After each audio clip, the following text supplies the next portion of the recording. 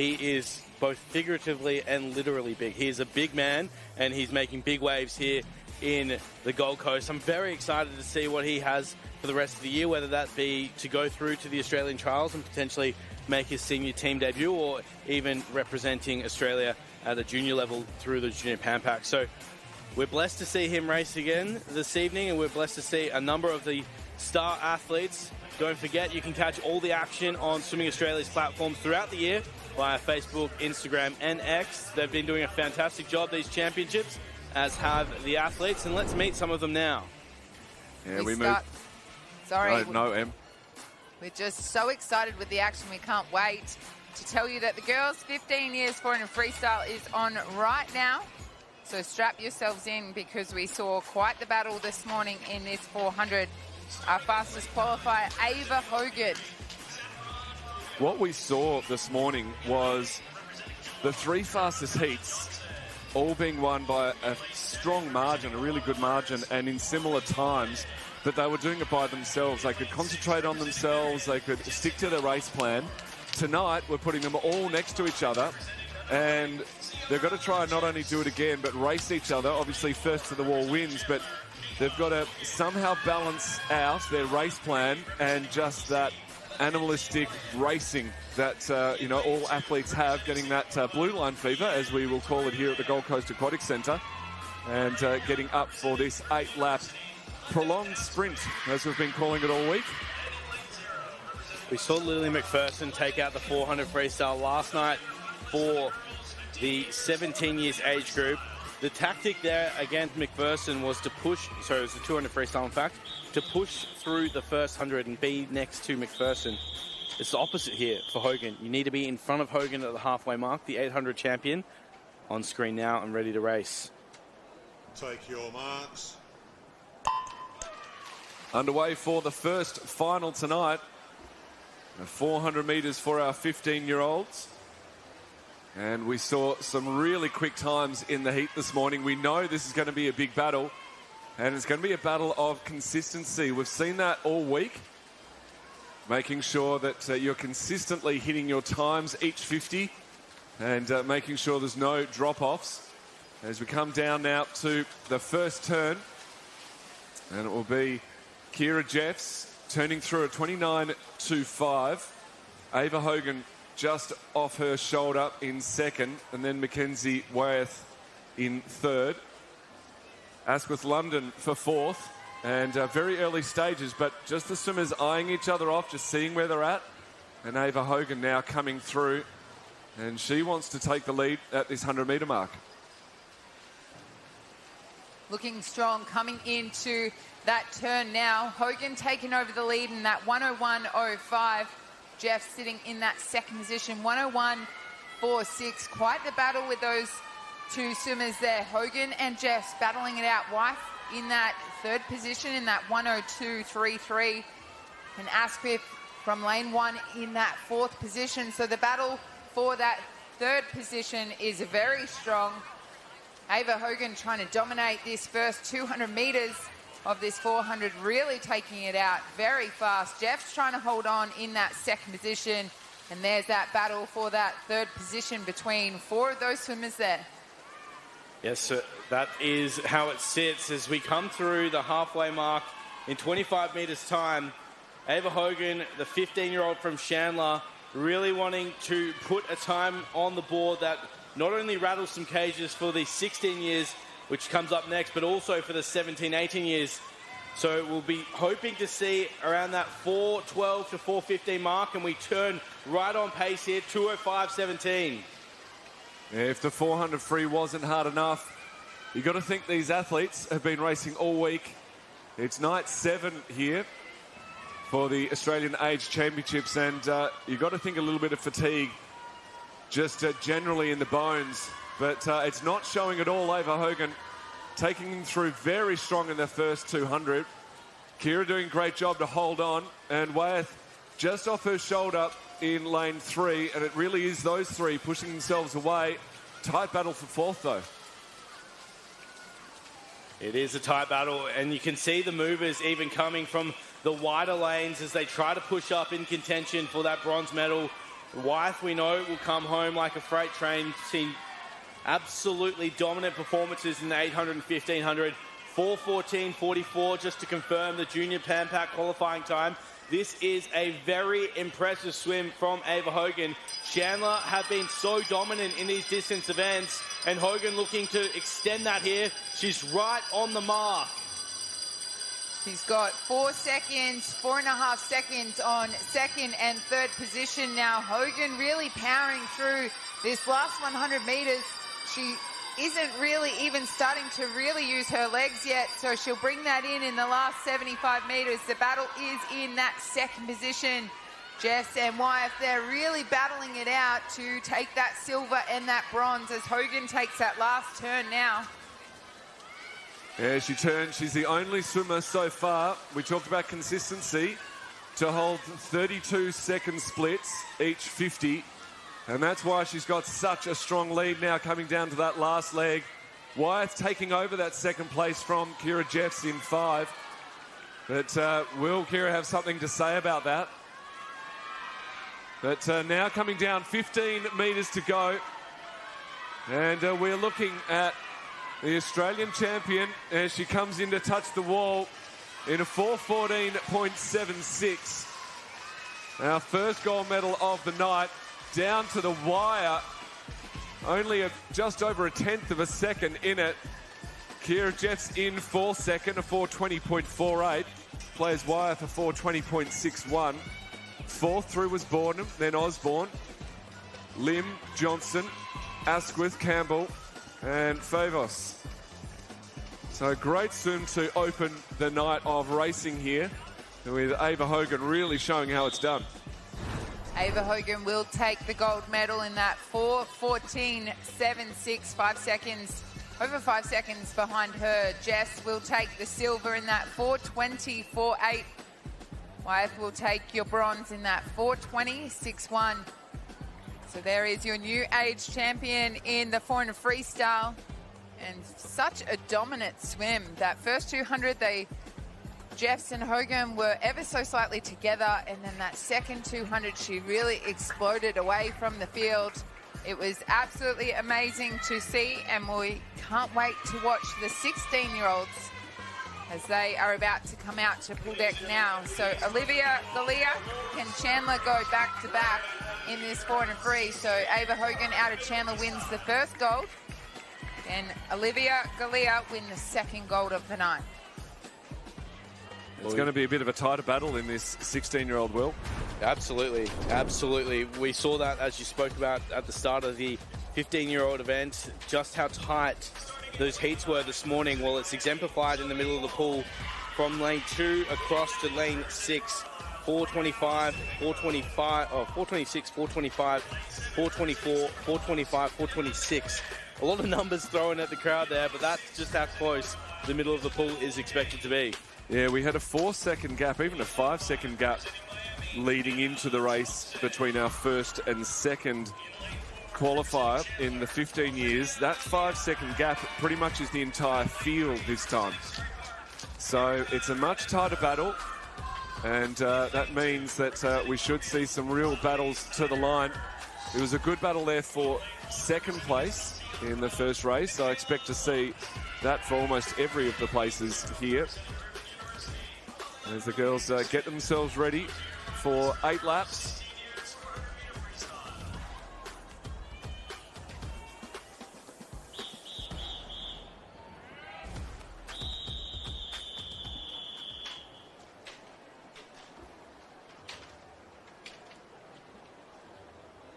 Take your marks. Often racing for the 16-year-old 400 metres freestyle. And we talked about consistency for the 15-year-olds, and it was consistency that got the win. So let's see who can take them out hard and hold on. So far, just setting themselves up, but looking strong. Ostapenko, McMahon, Mulcahy, Thompson in lanes 5 to 8 as they come down, but it is Galay who takes them through first at 29.41. Second through Snyders. Thompson was third. Anderson fourth outside lane 0. And then Mulcahy through at 5th. So Galea trying to take them through with her, leading through a very fast first 50 as we come down now to that 100-metre mark. Who can hold on to their positions and who can move up through this field as Galea takes them through in that 1:01.00. So a very fast first 100. Schneider's in that second position, 1:02.29. And Anna Thompson there from lane 5 in that third position, 1:02.45. As these girls really settle into this 400 now. And Galea starts to make her move ever so slightly more in front as the battle for second and third continues. Well, this is a dangerous position for the field. Olivia Galea, a highly touted prospect in the distance swimming world, especially in the open water, where she has absolutely set the world on fire and looking to represent Australia later this year in Argentina at the Junior World Open Water Championship. So you do not want to give a lead to an athlete that can hold it throughout the race, and Olivia Galea is one of those athletes. Unless we see a drastic move here from Anna Thompson, I think the race could be headed the way of Chandler once more. We've seen how good they've been throughout all the distance events. Lincoln Wearing spearheading that, Ava Hogan spearheading that. Olivia Galea sits here as another spearhead and turning through 2:05.74, so right on the pace again for that 4:14 time. Yeah, halfway through the race, and it's consistency taking the lead again. Olivia Galea just holding on to those 32-second 50s. The only swimmer to be able to manage that at this stage, but big battle for second. Edenko, Thompson, Mulcahy pretty much turning together, taking out, or Snyder's rather, in lane 2, turning together in around that 2:42. So about 4-second lead for Galea now, coming down to the final turn at the start end. They'll get the bell before heading out for one more 100. So as soon as that bell is rung, that's where these athletes make their move. It's that sprint finish to the end. Galea doing a great job in 4. She turns to in that 3:11.49. The battle for that second, third position. Thompson holding on, but the battle with Schneiders and Mulcahy here as they come down to race through this last 75 metres. Galea, no one's going to be able to catch her. She is too far in front, but the battle for that second, third is not over yet. Yeah, very strong swim here. We expected some fireworks. And it is being shown in the water. Another 32 point. We know the last one is going to be quick as well. So super consistent from Galea in the middle of the pool. Thompson in for second, Mulcahy for third with 50 metres to go. Snyder's just falling off the pace a tiny bit with the pressure being put on by Thompson and Mulcahy. Anderson doing a great job out in lane 0, holding on to 5th. And just that fraction of a second ahead of McMahon, but it's Galea the whole way as she comes into touch in a 4:15.48. Second of the wall will be Thompson, 4:20.33. Third, Mulcahy, 4:21.78. And then Snyder's fourth, Anderson fifth. So a very strong swimmer, 4:15. And that pretty much equals Amelie Smith's win from last year, 4:15.75. So just putting that into context, a great swim for our 16-year-olds. And Chandler get the double gold in the first 2 events here. As we have a look at those results, Galea will take the gold, Thompson the silver, and Mulcahy the bronze as those girls exit the pool. And we welcome out another girls' event, the 13 to 14 years, 200 metres breaststroke this time. And another tight battle we had this morning to come back into these heats, into these finals tonight. Yeah, we've had some very close racing. In fact, this morning we saw something that I don't think I've seen before, an 8-way swim-off. Now, it was for multiple age groups and multiple races, but having 8 people swim off, that's how tight the racing is. That's how much people want to make these finals tonight. It comes down to the times. Set them in the morning and you get a night swim. And here under the lights at the Gold Coast Aquatic Centre is where we've seen so many brilliant swims by these young athletes.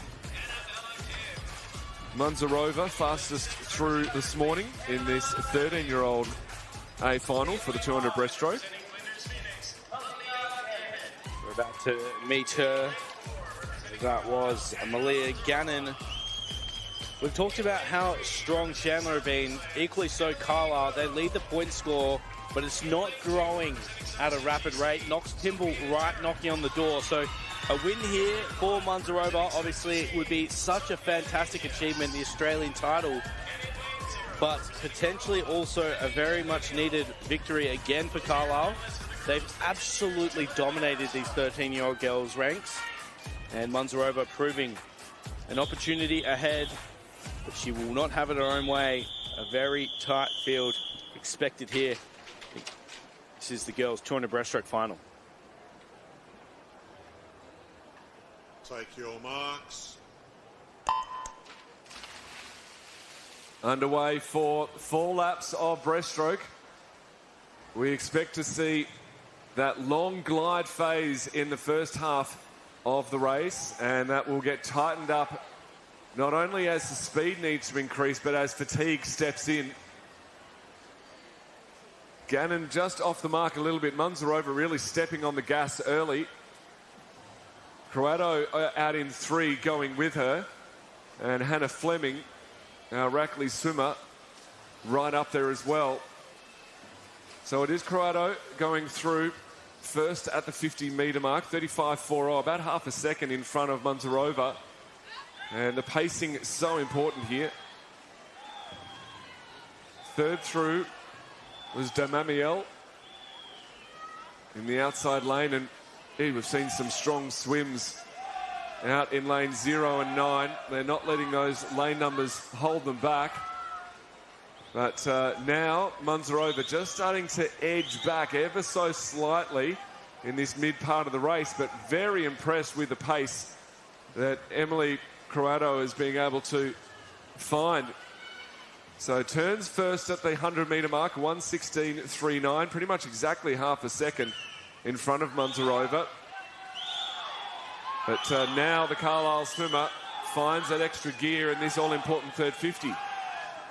We've said it throughout the championships, start long, finish strong. That's exactly what Munzarova is doing here, upping the stroke rate. But one thing to keep an eye on as we head towards the final wall, Emily Croatto, so fantastic with those skills. So that will be the battle, you'd have to say, how they can get through this next wall, as both of them now upping their stroke rate. Very tight into this last turn. The battle 3 and 4 right now. Croatto and Munzarova battling it out in this 200 breaststroke. And it's not often we see it come down to the smallest margins in those 200s, but we're about to see that now as they have almost 25 metres left to swim. And she's looking strong as she comes into the wall. Emily Croatto doing a great job from 3. And here is the battle now. Munzarova trying to make her move in the final 15 metres. And she might have just taken over the lead now as she's almost under those flags, and she's taking it. She has taken that lead. Munzarova will win the 200 breaststroke in a 2:39.38. A great swim just in the last 15 metres. She was able to take over that lead. Croatto with that second touch on the wall, that 2:43.3 will earn her the silver medal. And Fleming in 6, she will earn the bronze in that 2:41.57. What a fantastic swim, the final 15 metres. What a gutsy swim from them both. Emily Croatto going out hard, holding on so well. Almost had it. Just needed the race to be 190 metres, not 200. Munzarova coming over in that last 5 to 10 metres. Pacing it absolutely beautifully. Took over a second out of Croatto in that last 50. So incredible way to win the 200 breaststroke for our 13-year-olds. And that is what racing is about. You've got to race every single millimetre of it. So another great battle on our hands now in the 14-year-old age group for the 200 breaststroke. Not often we see Lucy Ma swim out of lane 6, but she does.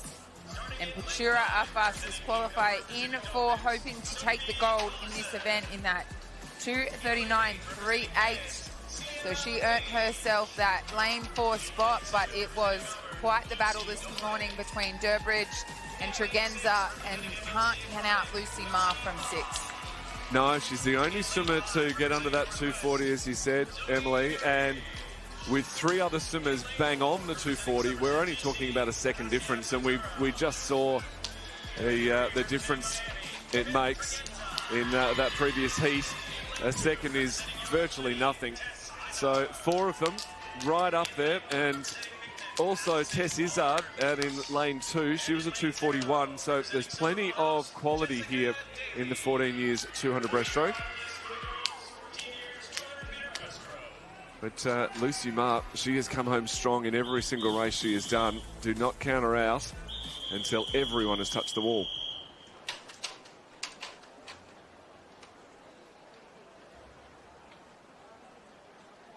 Take your marks. 14 years, 200 breaststroke is away.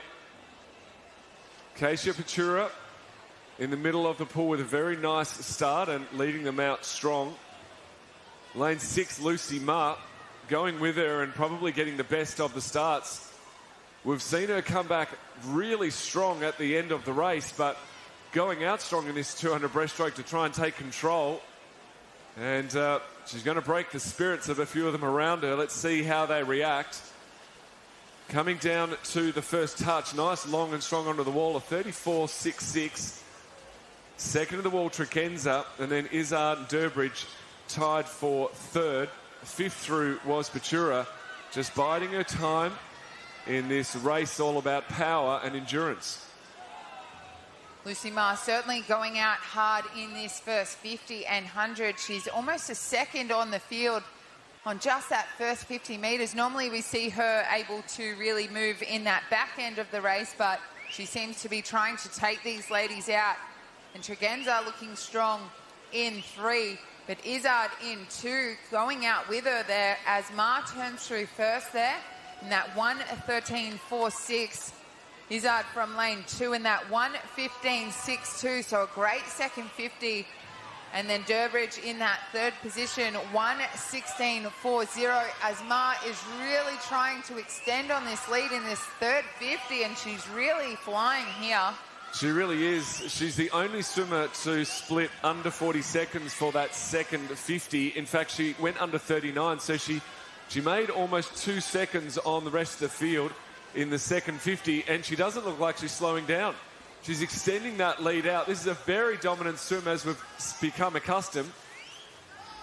So again, another swim under 40 seconds for Lucy Ma, and this is a distance that I can't see anyone catching, but we've seen stranger things here at the Australian Age Championships. And with a strong gap, she looks almost unbeatable. She's already taken 6 gold medals at these championships, looking to claim the 7th. This is some sort of versatility. This is some sort of swimmer. Lucy Ma, remember the name for MLC Aquatic as she comes down to stop the clock. Look at the time. 2:33.25 for Lucy Ma. A dominant victory for a dominant swimmer, and the 7th gold medal goes the way of Lucy Ma. A fantastic swim from Lucy Ma to take out that number 7 gold here on the Gold Coast. It is raining in for Lucy Ma. Second position is Zoe Durbridge there. She will take the silver in that 2:37.74, and Tess Izzard with that bronze in 2:38.45. Now, I got a message from Rowan Taylor, the head coach, and he said the last 50 metres of a 200 breaststroke is all about technical discipline, and that's what you have to do to win, and that's what Lucy Ma did to take out 7 gold. Well, she not only won the race, but even though she took it out so much harder and so much stronger than the other competitors, she still came home in the last 50 faster than anyone else in the race. I really am impressed with how much she backed herself, getting out strong, knowing that she could back it up at the end as well. So, well deserved. She must have done some incredible work in the lead up to these championships to get the results that she's been getting. So, she's getting the rewards this week for all of that preparation as we now move towards the next race. Another 200 backstroke this time, and 13 years boys. So another 4 laps. Our visitor was on fire here in your 13-year-old age group. Jet Hatchard of lane 4, your fastest qualifier by 3 seconds. So he had an absolutely cracking heat this morning. Obviously, he had to, being a visitor, and only 2 visitors make it into that final. So he had to give it everything this morning, and he did. So he will take lane number 4, Liam Blair, this morning from lane 5. I thought eased off towards the end of his race, so maybe more left in the tank for Blair in 5. So I think with our youngest age group, it can really come from anywhere in that field, that gold medal. Yeah, that's exactly right, Em. As we look through, there's so many of these athletes right around the same marks, and even some of them, I think Fraser Blair out of lane 1, he had a fast entry time, just lifted into the final, and we'll see what that comes from. MLC Aquatic, of course, inspired from that previous race from Lucy Ma. Fraser Blair, we sit in the middle of the pool, though. That is our American Jet Hatchard.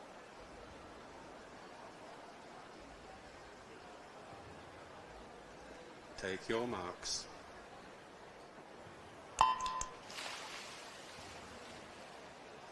Bit of a pause on the start there, but getting away cleanly. And our visitor from the USA Club, Hatchard, just getting probably the best of the start. Jessie Worley also looking good in lane 2. The pacing again in this 200, very important for the swimmers. Similar to the 200 breaststroke in starting out with that nice, long, efficient stroke and getting quicker as we go through. But the added complexity, obviously, of the night sky. They look up, they'll see the light towers, and that's about it they've got for reference. So Hatchard looking good. Blair taking them through first at the 50, but Hatchard already just pushing out to a small lead in this second 50. Third through was Worley with Hatchard, Jed Borg just on his side. And also Makira holding on roughly in that 3rd or 4th spot coming down to the 100. They take that turn now. Hatchard, great underwater, really was able to utilise that to his advantage there. Turn through in that 1:02.75. Blair in that second position, 1:03.57 as that battle is in. Again, in that 3rd position currently. Makira in that 3rd position, in that 1:05.81, but nothing in it for 4th and 5th place as they come through that last turn now. We'll watch Hatchard on his underwater. Well, she pretty good for only a 13-year-old out there tonight. So impressive that the underwaters that they watch from the senior swimmers, they emulate here in the age, and that is what's giving him this huge lead. This is a very strong swim. His times each 50 have been not only consistent, but they've been fast. And Liam Blair doing his best to hold on for the first of our Australian contingent. But it will be Hatchard down. The very strong 2:08.35. Blair gets in second onto the wall, 2:11.90. Worley in for third, 2:14.73. And Makira in for 4th. But a really strong swim there from Jet Hatchard. Very impressive off the walls, very impressive through his stroke, and super consistent. So Hatchard will take the gold, our visitor from USA. Liam Blair will also take the gold medal for first Australian to the wall. Worley will take the silver. Makira will take the bronze. Great sportsmanship between our 2 athletes there. So very exciting results from our visitor, really stepping up the Australian final in the 13-year-old boys 200 backstroke as they exit the pool now. And we have a look at the next event on our program, the 14-year-old boys 200 backstroke. Well, they come out from behind the, there's a little partition there separating the pool deck from the marshalling area. And they sit together. So these swimmers will be out the back warming up together, sitting together, potentially right next to each other. And inevitably, they get to be quite good friends by the end of this 8-day program. So it's great to see them getting behind each other and acknowledging the work that they're doing. And the 14-year-old boys, as they come out for their A final, and eyes will be on Thomas Penny, the middle of the pool. He had the fastest time this morning in front of Archie Smythe from St Andrews, Riley Welch from Blacktown, and Samuel Hine from St Peter's Western.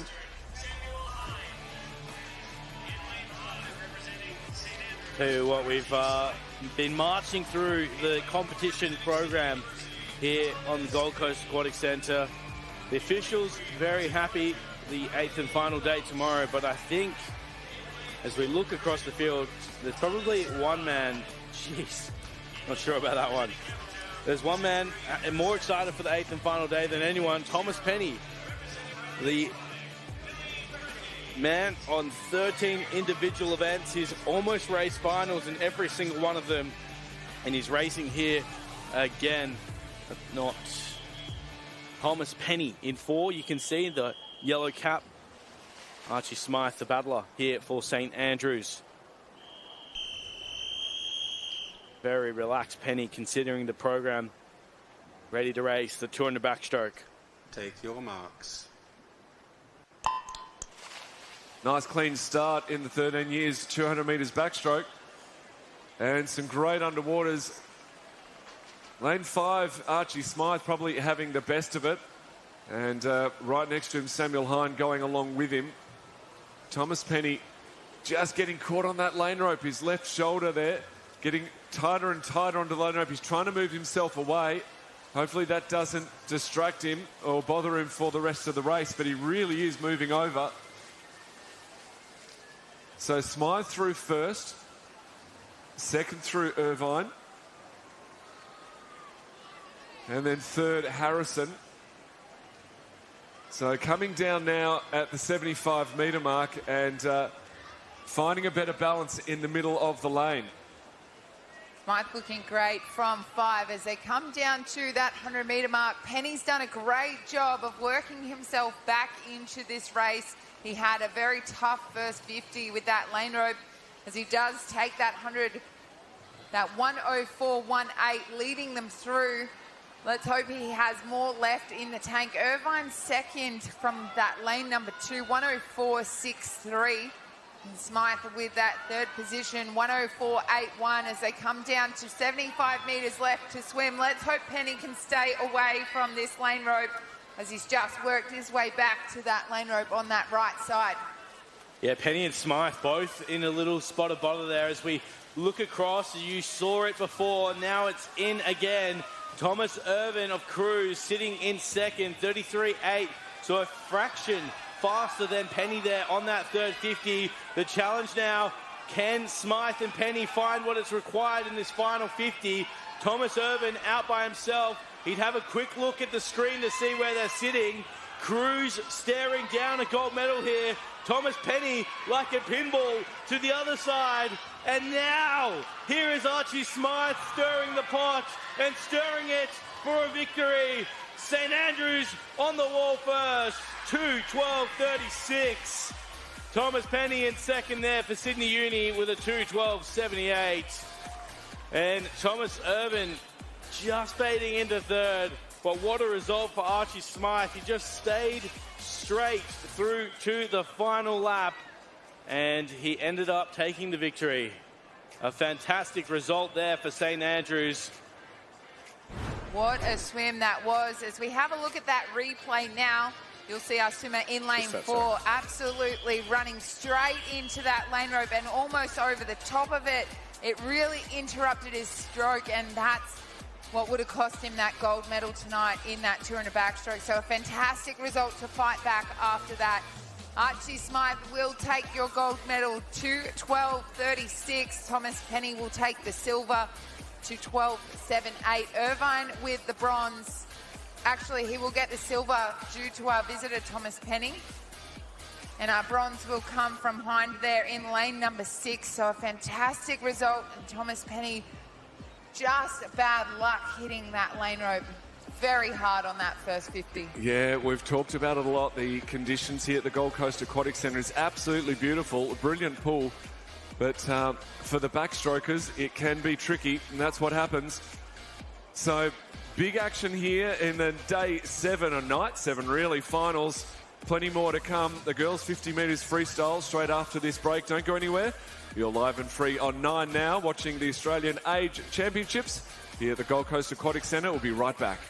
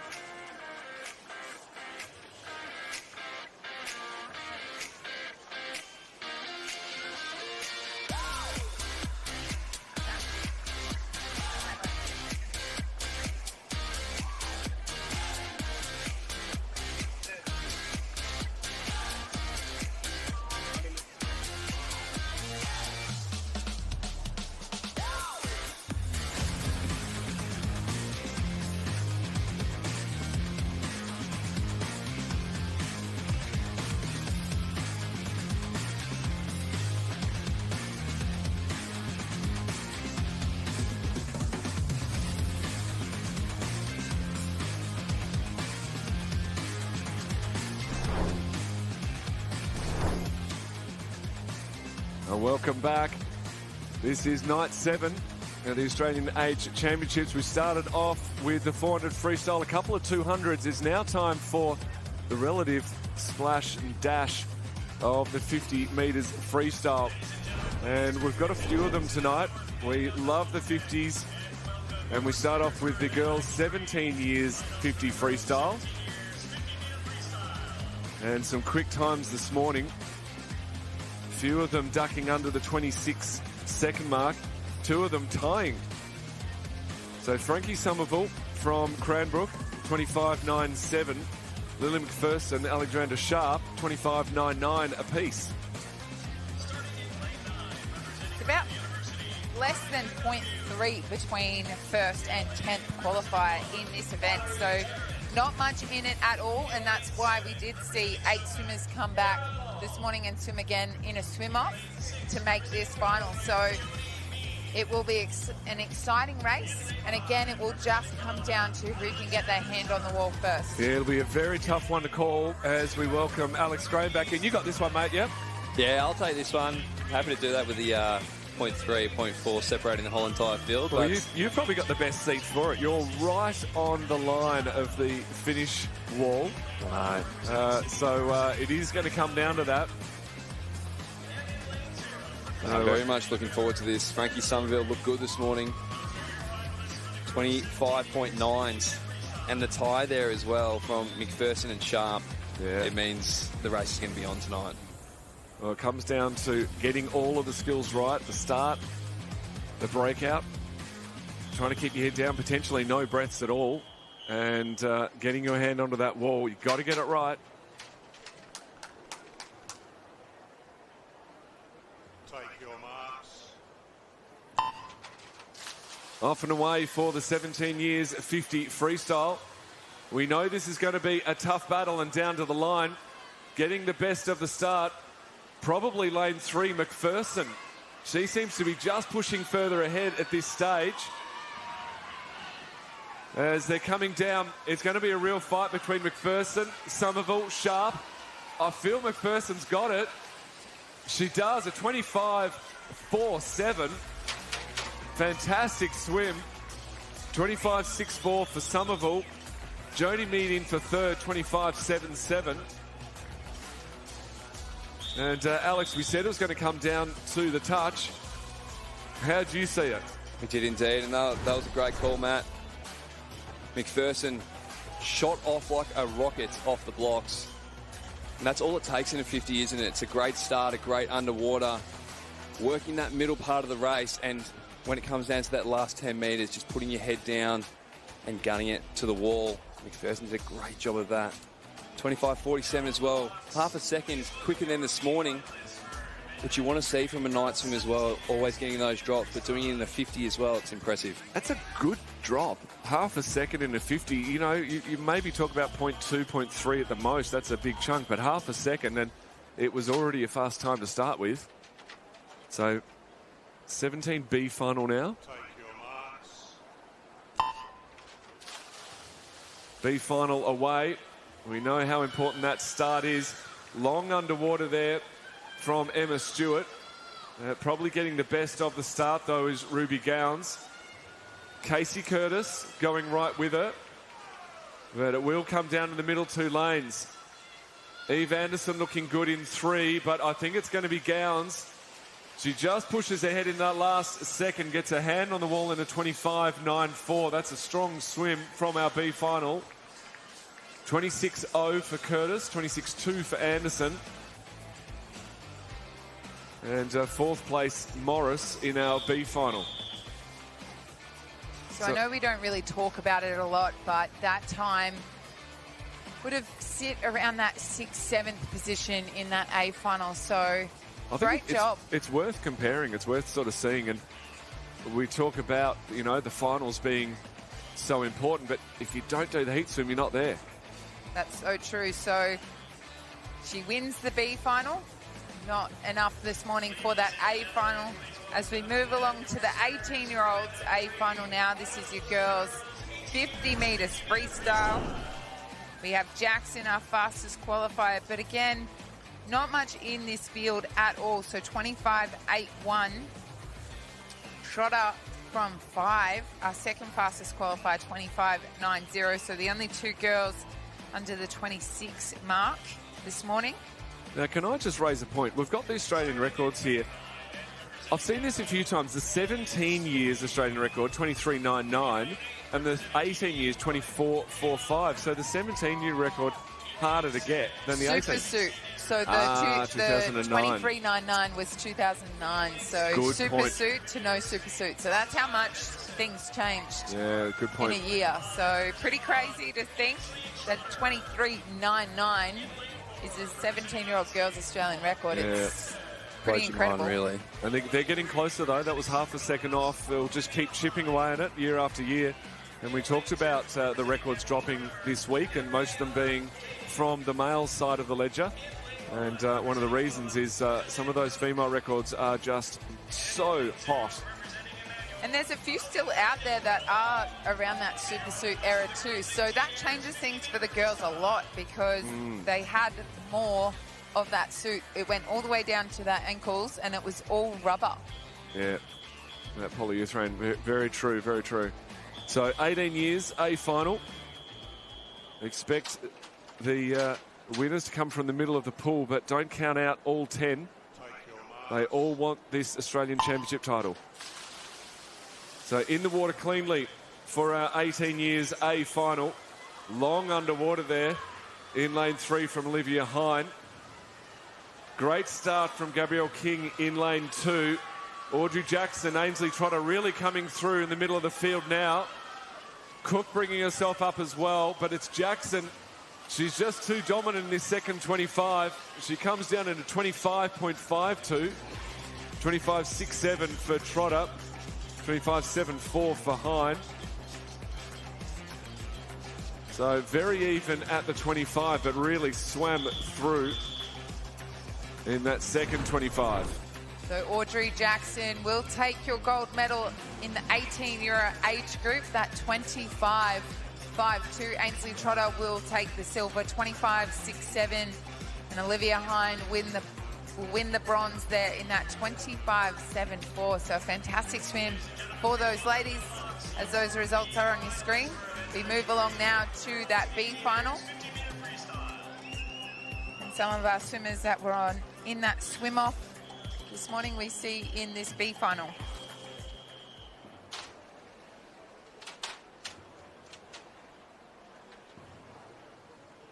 Take your marks. B final in the water. Look at that underwater. I love it. From Alert in lane 4. She's probably got the best of the start too. Sometimes they go underwater a long time and it's not as beneficial, but it really was there for Annabelle in lane 4. Absolute line across the field though. Coming down to 5 meters to go. Who can stretch their hands out? Good luck picking this one. 5, is it? It is Ava McLean. Just started to push ahead with about a metre to go. Second to the wall, Newham. And then Camprad. Alert. And Brusha in for 5th. So B final swum for our 18-year-olds. And those 50s just never failing to deliver, Alex. They're absolutely perfection will get you to the wall. You've got to put it together. Absolutely, and good to see 4 of the girls there under that 27 mark. We had 3 this morning from the B final, sort of 4 to dip under, all improving on their times. It is good. There's so much skill involved, isn't there, Matt, with those 50s? One slight mistake, or your hand's not coming together on the dive, or something like that. Yeah, that'll completely ruin the race. We all 3 of us looked across with about 5 minutes to go, and it was a line. If you could, pause time and just line them up perfectly, that's exactly what it was. And it was really just those last couple of strokes onto the wall, whether she just, tucked her chin a little bit more than the others or stretched her arm a little bit more than the others.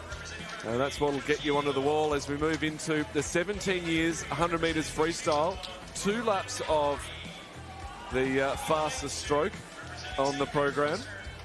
And for their 17-year-olds, very little separating the field. In fact, most of the field in the 51s, a handful in the 52s, but this is going to be a strong swim.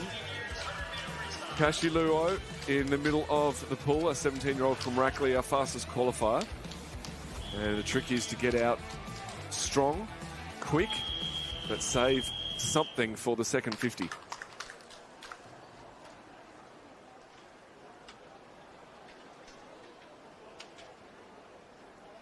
Take your marks. Away for the A final, 17 years, 100 metres freestyle.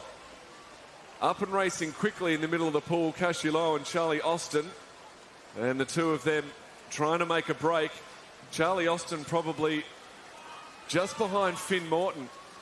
So Finn Morton really strong in this first section of the race as he comes down. And Fred Hassel, 100th of a second in front of Morton. So those 2 really pushing themselves hard. Going out to 24-0. That's what we like to see. Third through was Kashi Lowe. As they're coming down 15 metres to go. It will be the centre of the pool who's put together a great race. He touched 3rd at the 50 and has come home like an absolute train. And he touches in a 50.59. Dominant swim from a Rackley swimmer. So Kashi Lowe takes out first place. Charlie Austin in second. Fred Hassel with a great first 50, getting out very fast. In fact, the fastest of the lot. Holds on for 3rd and gets into a 50-point swim. Simpkins for 4th. And then Morton held on for 5th. And a dominant swim there in the middle of the pool. It was a great touch onto the wall. I was watching Austin in 5. As he was touching, he was already looking back at that screen. So I think it's more important to make sure that you hit that wall really hard. So I would just be looking down and not looking back at that screen. So he takes home the silver. Luau takes home the gold. As we move along now, this is the B final of the 17-year-olds here in the 100 metres freestyle. Loved how quick that A final took it out. 24-0 to go out. That is a very strong first 50. We'll see what the B final can do. Take your marks. Nice and clean away in the B final for the 17 years 100 metres freestyle. We saw some very fast first 50s. What will we see in this B final? Out well in lane 3, Harrison Hackett. He's probably got the best of the field so far. Owen Kruger as well, moving through very nicely here. As we saw in the first heat, some serious speed on that first lap. And it will be Archie Kreutzberger out in lane 7 in a 24.8. Trying to set this race up well, utilising that start and moving through. But here comes the middle of the pool. Harrison Hackett moving very nicely as well. But it is Kreutzberger who's moving through. He's got about half a body length on the rest of the field. Harrison Hackett in 3. Trying to make up that ground as they come underneath the flags. And it might be Hackett that overtakes. And it is Harrison Hackett in a 51.62. A great drop from this morning. And Kreutzberger out in lane 7, our early race leader, holds on for second place there in a 52.2. And Bart Orokowicz in third place there, 52.3. So you can see a couple of different tactics at play here in this 100 free. Go out fast and hold on, or you can build into that wall, try and come back and use that last 50 to shoot through the field, as Kyle Chalmers has made so famous. Yeah, it's really up to what strengths you have, whether you're an outright sprinter or whether you're a bit of a stayer. I guess if you're coming up from the 50 or down from the 200, that can make a big impact to your race plan. Now, we saw Ollie Moclair, in lane 5. He made it through from heat number 7 this morning. So he wasn't even in a seeded heat, anywhere close to a seeded heat. And he puts himself into lane number 5 now. So absolutely fantastic swim for him to be in that lane number 5 now. But a tight battle in this 100 freestyle. We see so many of those big names. Lutton out of 0 has been very strong. Wilson Moran from lane 6 will be hard to beat, but obviously Moclair might have more in the tank after this morning's swim. You just don't know. He was so strong in that 50, so we know he's got the speed, but does he have the endurance of 100? Well, talking about those tactics and going out hard, expect Ollie Moclair to go around in a swift time. He was around to the feet this morning in 23.4, faded towards the back end, and then our lane 4 swimmer, Ben Catronio, who went 49.2. Expect him to chase Ollie Moclair down on the back 50.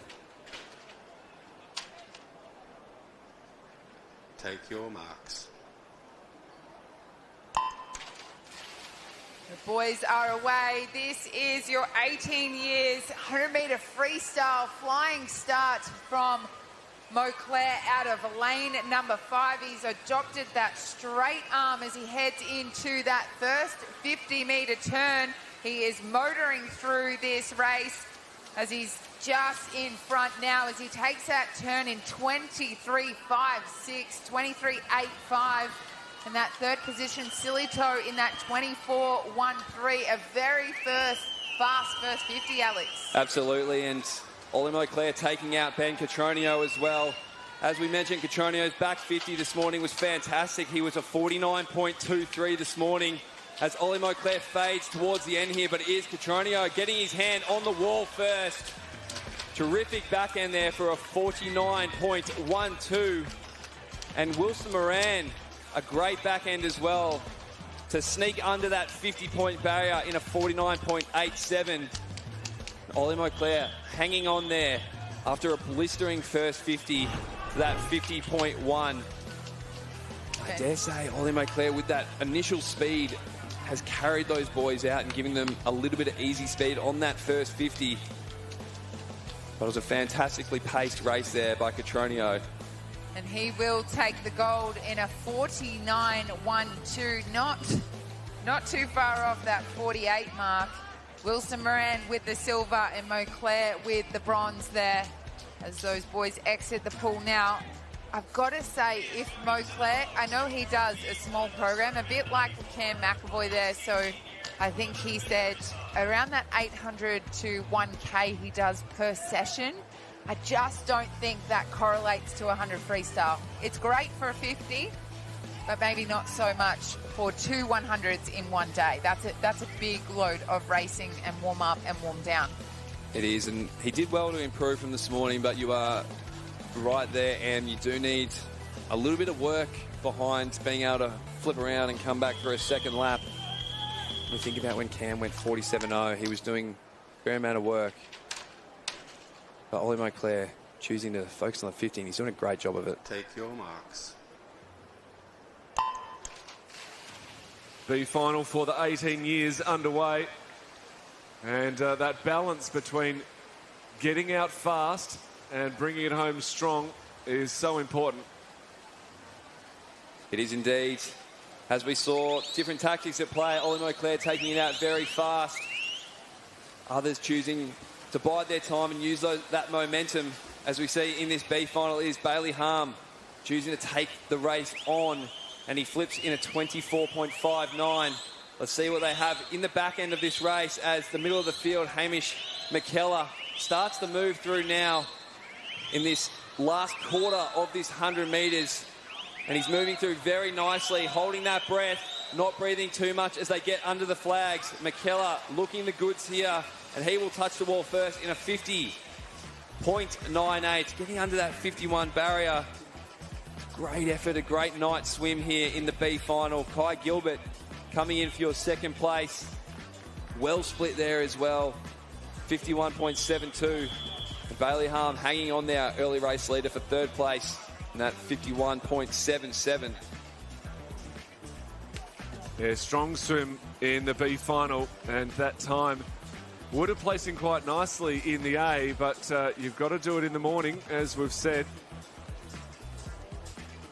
So the 100 metres freestyle for our 17, 18-year-olds now swum and done as we move to another two-lapper, the breaststroke.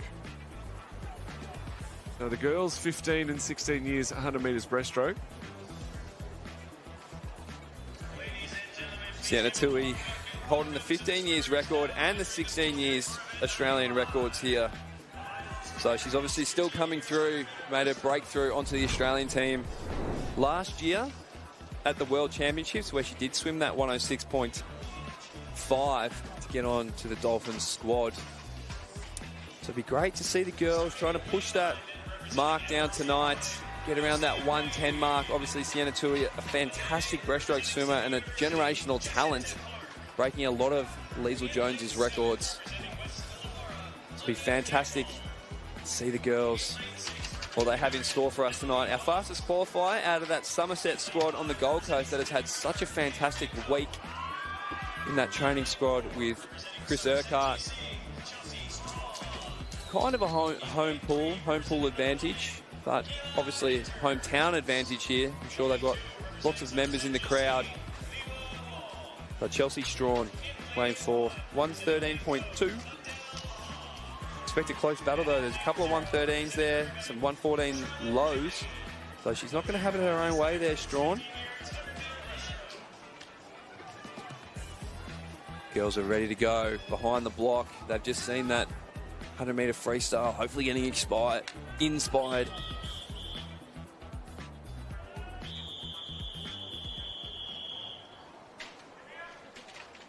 See what they've got here. Take your marks. Underway for the 15 years, 100 metres breaststroke. We want to get out pretty swiftly in this first 50 to give themselves the best chance to come home hard. Looking good early is Avery Coe in lane 5. She had a good start and now rating up nicely. Next to her, Emily Dawn, just doing what she can to hold on to a very fast starting Coe. Chelsea Strawn now coming through in lane 4 and coming down to the line. It's going to be between the two. I think Coe gets there first, a 33.53, then Strawn. Daunt in third, fourth, Adele Ha. So a great swim out there in lane 1.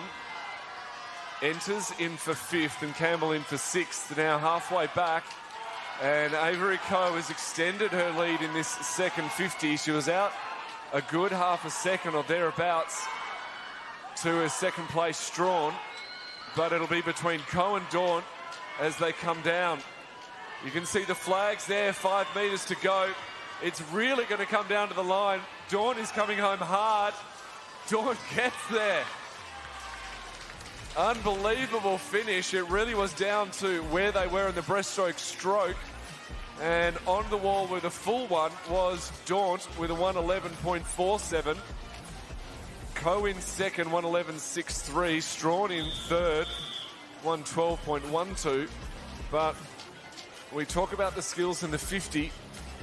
Breaststroke, no matter what the distance, you have to hit the wall on a full stroke. Yeah, you do indeed. And that is a breaststroke and the butterfly and two hands as well. So it is about timing. Sometimes when the race is there to be won, if you take that extra half stroke, it might be the difference between gold and silver. And it happens regularly on the world stage as well, where you just get your timing a little bit off and you might have to do a little long glide or just an extra half stroke. You've got to make that decision up in the moment as well. It's a quick decision. But Emily Daunt doing a great job there, just getting her hand on the wall first. You've got to practice those finishes at training.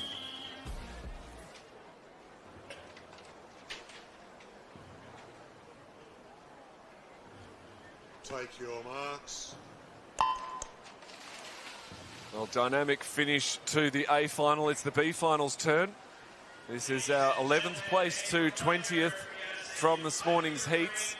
Sometimes it's a matter of redemption after not a great heat swim. But now, as we push forward in this first 50, there's not a lot in it. Great start there from April Avery at the bottom of your screen. But the swimmers trying to get to that wall first. Jacko in 5, looking good. Chan in 4, though, touches first to 35.42. Tie for second. That's how tight it was. Aldred and Avery tying for second. Fourth to the wall was Lawrence on the very far side. You can see her just in front of the signage on the other side of the pool. So coming through hard now. Lily Chan trying to protect her lead that she earned in the first 50. But Taryn Aldred coming right up alongside and doing a great job swimming out of Geelong and potentially right alongside, although a very fast finishing Ashby. Ashby gets there. In fact, it's a tie. So very fast finishing Ashby. She came home about 0.2 seconds faster than anyone. And ties with Aldred to take out the B final in 1:15.19. Third to the wall, Chan, at 1:15.38. Well, they're never that easy to call, but that was a tricky one. Came out of nowhere, didn't she, Poppy Ashby? And doing a fantastic job. Just goes to show the speed that you take and you generate. You want to use it. You want to go through the wall. I remember my coach always telling me, swim through the wall. To really take all the momentum you can all the way through, and she did such a great job there. Poppy Ashby, but Taryn Aldred as well to get the win from Geelong. Good to see these swimmers from the country. Amazing scenes here with races being won by hundreds of seconds. Plenty more to come, so don't go anywhere. We've got the girls 16 years 100 breaststroke straight after these ads.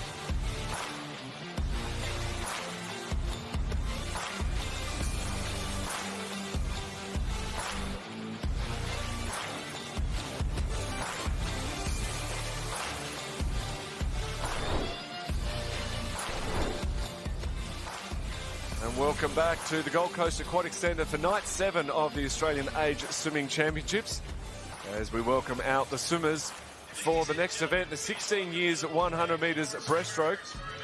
And the form swimmer has to be said, Lila Ribo de Brisac. She was the fastest qualifier this morning by a good margin. Looking at the record, it really shows the quality. The record held by Sienna Tui, a dynamic 106.55. Whether that is in with a shot of being broken, we will have to wait to see. But Lila will have Dredge, McGrath, Anderson, Smith to contend with tonight, as well as the rest of the field. But she's been on form this week so far, so she should feel pretty confident. I've actually got this one listed as the race of the night tonight, Matt, and with good reason. There's so much talent across the field. I think this 16-year-old breaststroke really elevating itself on the world stage, and you know, you don't have to take my word for it. We can see across the pool deck there, we've got Lee Nugent, Gary Barclay, Jess Carones all out of their seats ready to watch this race. So as we see McCutcheon out in lane 0 rounding out the field, there's good reason to be excited here for the 100 breaststroke.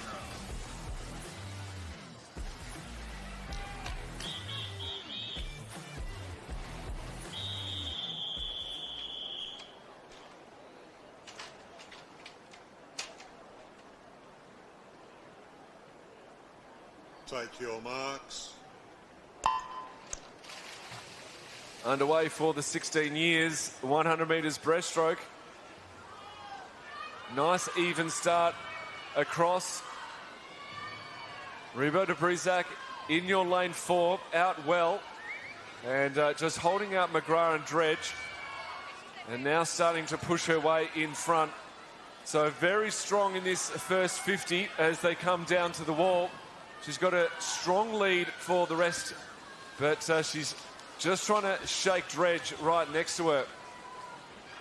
So will be Ribo through first, Dredge in second, McGrath in third. They turn in 32.08, which is a quick first 50. But this second 50 is what will separate them. So teammates in McGrath and Ribo's first and third at this stage, with Dredge separating them. And Dredge really starting to come back at Ribo now. 10 metres to swim. I don't think she can catch her. This has been a strong swim from Lila. Onto the wall in a full stroke. She stretches out in a 108.02. Good second in front of Dredge, 109.12. And McGrath in for third, 1929.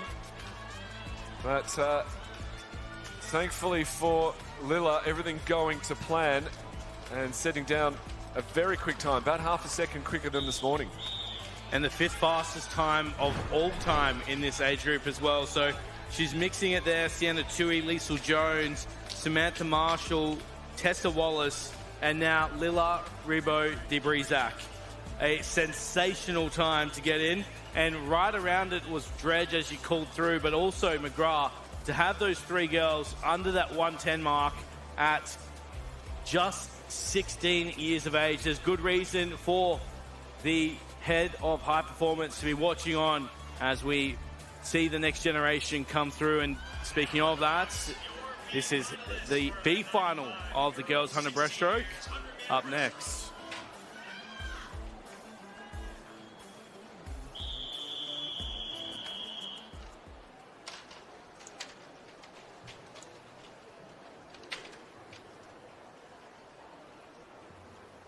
Take your marks. Nice clean start for our B final. As our 16-year-old girls race down, they saw a very dominant swim from Lila Ribo de Brisac in the first final. And now our B finalists trying to emulate that as they come down 15 metres until they get to that first wall. And Edward, Zeng and Darg looking strong. In fact, it'll be Zeng out in lane 6 who gets there first. Yeo in lane 6, 34.19, 34.33 for Edwards. Third to the wall, Mead out in lane 9, very even across the field. So Tam Yeo with the early lead, now starting to be challenged and overtaken by Zheng in, Edwards in 4. So Edwards in 4, starting to come up onto the shoulder of Tam Yeo, our early leader. And Vera Zheng now really coming home hard. This has come down to the touch for the final. Who's going to get there? Oh, with a full stroke yet again. Only 5/100ths of a second between them. Edwards comes in, had more momentum on his side. Yeo potentially further forward in the stroke, but Edwards with the hands on the wall. And Zheng in for third. Fourth through was Darg. And Risley in for fifth. So B final, another example of that timing onto the wall being so important. Absolutely. They're going to nail that finish there. I did not pick that. It looked to the naked eye like it was Vera Zheng. Yeah, her head was further forward, wasn't it? She was definitely the closer to the wall, but she lost all momentum, exactly the same as we saw a couple of races ago. Lost all momentum as she pushed out, and she was right at the point where she probably would have taken another stroke if the wall wasn't there, but just not able to get there. But breaststroke is so important. Obviously, in the 100 breaststroke, it's equally important in the 200 medley. 50 metres of each stroke, starting off with the butterfly into the back, then breast finished with the freestyle. And it's our male 15-year-olds who get to go first. Lewis Kreutzberger, a big name in swimming. He's been so strong in so many events over the years, especially this week. And towers over them on pool deck. But our fastest qualifier, Labara there just on screen. And now Spencer, third through from this morning, with very strong heat swims. Could be a good race here. We've got some good representation from the country swimmers to mix it in with some city slickers. So good to know. Andre Labara from Wagga Wagga. Kreutzberger from North Albury. Then you got Thomas Bridie from St Peters Western here in Brisbane. Alex, we've seen the battle of the big W. Wagga Wagga certainly wanting to put their hands in contention, and a win here to Labara certainly did go a long way. Take your marks. Straight into the 50 fly. The first leg of this 200 individual medley for our 15-year-olds. And very often we see people trying to make ground in this first 100, really work the 50 butterfly, work the 50 back to try to protect their lead through the breaststroke. Others will just sit back a little bit, wait for their favoured breaststroke and then come in over the top. So Kreutzberger through first, 27.49. Spencer through second, about half a second back. Bridie just off his shoulder. And then Labara, our fastest qualifier, in for fourth. Now into the backstroke, and Labara with a really nice turn and underwater gets right up there next to Kreutzberger, and it'll be between the two of them to touch first at the halfway. Well, indeed, it is the battle of the country swimmers at the moment, but Labara putting together a fantastic backstroke 50 there. We spoke the other day about the 200 freestyle being a prolonged sprint. This 200 IM is the shortest distance you can do. Obviously, the 100, you can do it in the short course version. But Labara making this look very speedy. He's picked up the rate, and this is the leg that he is going to put his hand up and say that he wants this national title. He's going to move forward with Kreutzberger holding on there, put together a fantastic first 100. But it is all Andre Labara at the moment in this 15 years 200-metre IM, as he will turn for home in first place. He'll switch onto that freestyle leg and he'll put the burners on. See the legs pick up, the stroke rate is high. Lewis Kreutzberger not too far away. William Eisen as well, fighting for those medal positions. Thomas Bridie out there from St Peters in lane 2. It's going to be close for those minor medals here. But Andre Labara putting on a clinic. He's got a couple of body lengths on the rest of the field. As he comes down beneath the flags, he will touch the wall in a 2:05. 207.4. And William Eisen putting together a great back 100 there to touch in second in that 207.3. Lewis Kreutzberger, after a frenetic first 100, gets on the wall in that third place, 209.19. Well, Alex, it's usually the breaststroke that separates them, but as a backstroker myself, I loved seeing how much pace he gained.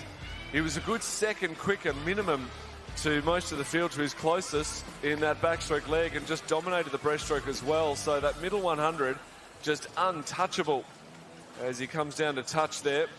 Great time, 205.46. Andre Labara will be very happy with that. So results for the 15 years final. In Labara is your gold medalist. Eisen and Kreutzberger picking up the minor medals. And Bridie Moore, Makira in that 4.56. Now it's time for another 2am. It's the 16-year-olds' turn. And some very big names of the sport now. Labara is doing such a good job in the 15 years, but now we welcome out Lincoln Wearing, Lucas Dunn, Chris Montana, Lenny Grigor, Russell Pang. Who else can we ask? Arnold Schwarzenegger to come in. It's some very big names. I think I might have gone early with the race of the night there then. This looks unbelievable. Even Chan and Pang are two visitors racing out of lanes 1 and 2. Eden Hagabert. Jeez, this is going to be a race. I'm excited. I can feel the excitement in your voice as well, Will. It is going to be nuts. Lenny Grigor actually demolished Mitch Larkin's 400 IM record earlier this week. We could be on record watch for the 16 years. It's sitting at a 2:02 from Jaden Hadler. It's no slouch time. But Lincoln Wearing is in great form as well. Lucas Dunn is in great form. He is the title holder from that 15 years age group. Christopher Montana has broken records this week in the 50s. So this is going to be a corker. I got to say that this morning, Christopher Montana made me laugh in his last 50. He was almost coming back comically. He has got plenty left in the tank. This is going to be interesting to see who has got the most, one lap of each stroke. I think the whole place is buzzing.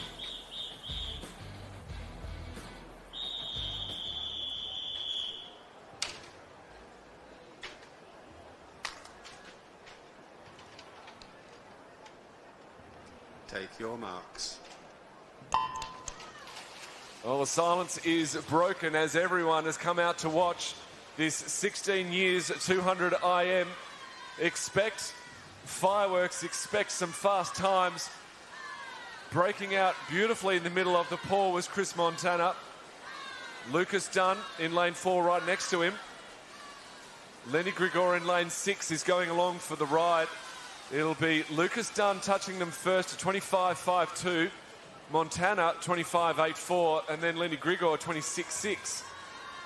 Yeah, this unofficially dubbed the race of the superstars, race of the rock stars. In fact, Somerset strongly represented. We're seeing that come through here with Grigor in 6, charging through the field. We know how strong his breaststroke was in the 400 IM, so you don't want to give him any space. Grigor and Dunn will lead through Montana. We know how strong his breaststroke is as well. A little long on the turn there. Dunn leads Grigor, Montana in 3rd. As we're coming down now into that important breaststroke leg, Lucas Dunn holding that lead marginally in front of Lenny Grigor. Chris Montana doing everything he can to hold on in 5.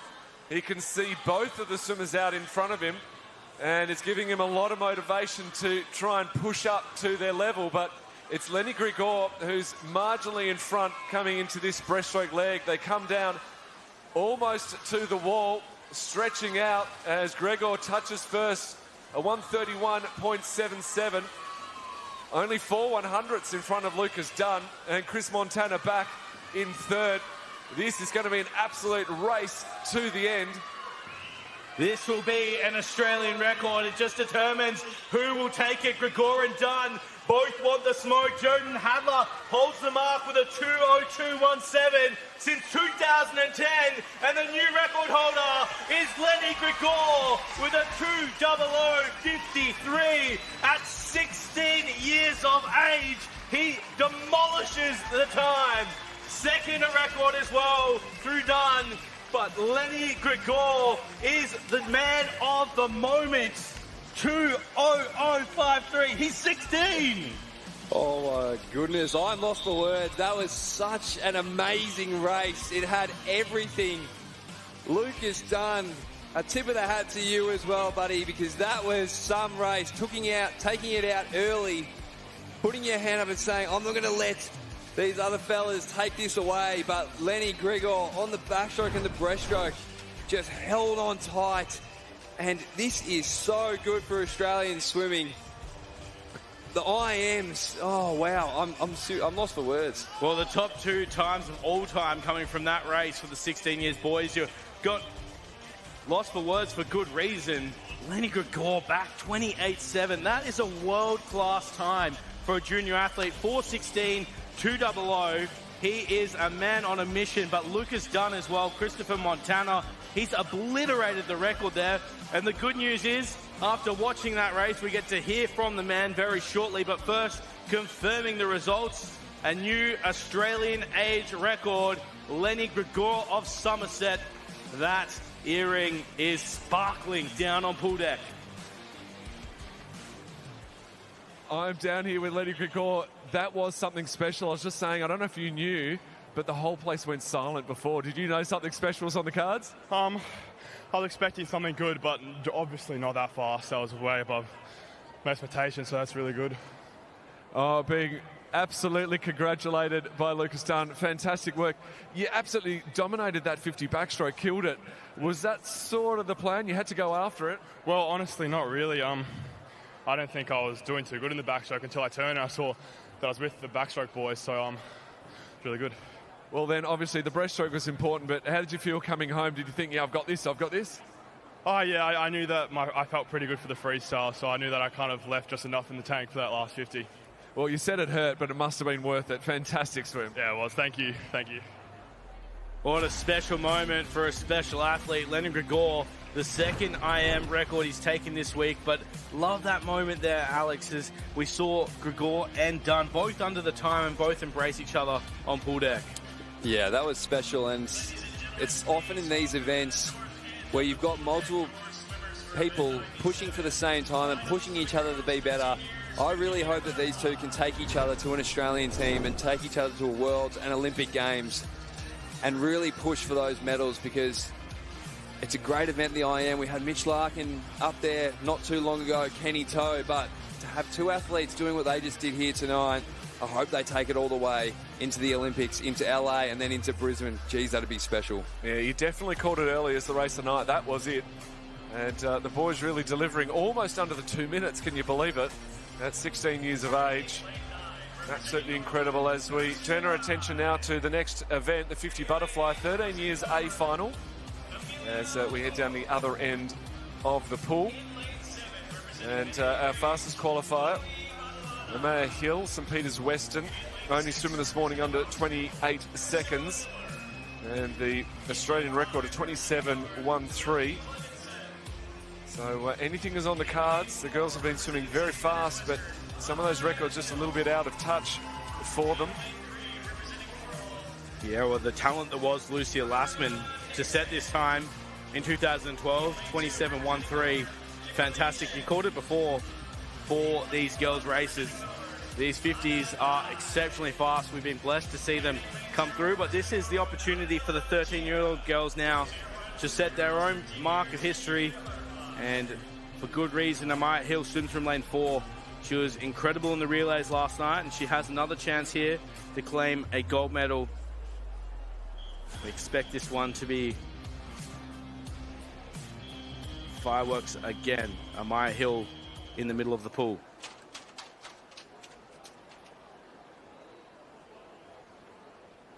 Take your marks. Away and racing for the 13-year-old girls in the 50 butterfly. Very strong start from the middle of the pool. Clemenson probably with the best of it and still holding on. Right on her shoulders, Hill and Miller. Now coming through is Hill in 4. Wow, her stroke is absolutely dominating. getting further and further in front as she touches the wall in a 27.53. Second of the wall with that fast start, Clemenson, 27.98. Both girls under 28. Third was Nixon, 28.33, and then Miller in for fourth. Dynamic start from Clemenson. She was clearly ahead, but with the better stroke and more power, Amaya Hill claims the victory. And nicely onto the wall in a full stroke, and well celebrated as well. Yeah, Clemenson dipping under that 28 barrier as well, doing a really great job there after a 28.5 this morning. So 2 girls under the 28. It's a great effort. The 13 years total holder from last year was 28.05. So that was the benchmark, and girls, great job breaking that one.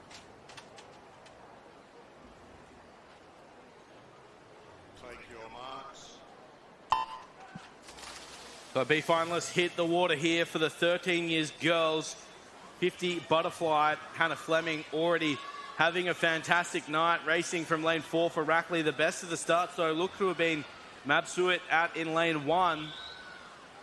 The field coming through. Anderson leading the charge out of 6. Sorry, that in 5 is Delaney. Delaney charging through as well, lanes 2 and 3. Onto the wall. Who gets there? It's lane 3. Zhuang, 29.40. Mabsuit rounding the second position. Wong in third for the top 3. But Zhuang just timing that touch to perfection. Nothing between those top 3. 0.02 of a second separating them. Pardon on the call. But a fantastic job for Nunawading, practicing those skills. Absolutely, and you expect that from a 50. You expect them to be close, and even in 4th place there, Delaney with that 29.49.09 off the win there. So great racing. That's what this experience is about, coming back for these B finals. It is about testing yourself, coming back and performing at night, so you can take these steps and take your learnings back into your home programs for a practice. Try and get better for the next year's age championships and all the racing to come as we move to our 14 years A final. Jemana Famni from Nunawading, 27.40 this morning. The only other swimmer under 28 was Jasper Barnett from WA Club. Jasper trains up in Broome, Western Australia, so the far northwest of the state. A long journey across to the Gold Coast. I know she made her way across to the Gold Coast a while ago to get used to racing in the 50-metre pool. Broome only with a 25 metres, so a fantastic job to get into the 50-metre butterfly final as the second fastest qualifier. But if the earlier race, the 13 years girls, was anything to go by, this will be exceptionally close across the field, and those skills will matter. So how does the field line up as they hit the blocks here?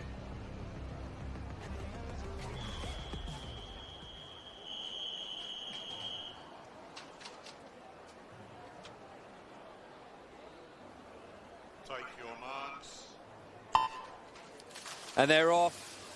The 14 years A final in the water. And they are off to a flying start, looking to that middle of the pool there. Charlotte Bien with a cracking start off the blocks. But Jemana Famni in lane 4 from Nunawading, making her move right now. Jasper Barnett right next to her from the Broome in WA. Head down and both blistering towards the wall. But it is going to be about who gets the touch here.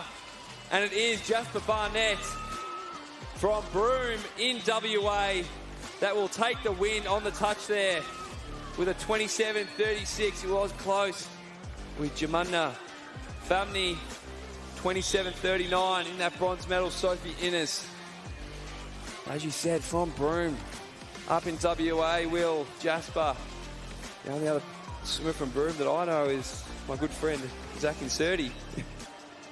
Yes, they've produced some good athletes, and Jasper adding to that there, 27.36. clearly been practicing those skills. That touch on the wall was absolute perfection, and we see the results on the screen now. Famni in second, just 0.03. It's the hardest lesson in swimming to learn, but it is one you have to learn. Ines rounds the top 3 in a comfortable position just outside that top 2, but Barnett, Famni, they're the ones to beat for next year's 50 butterfly as we turn our attention to our B final.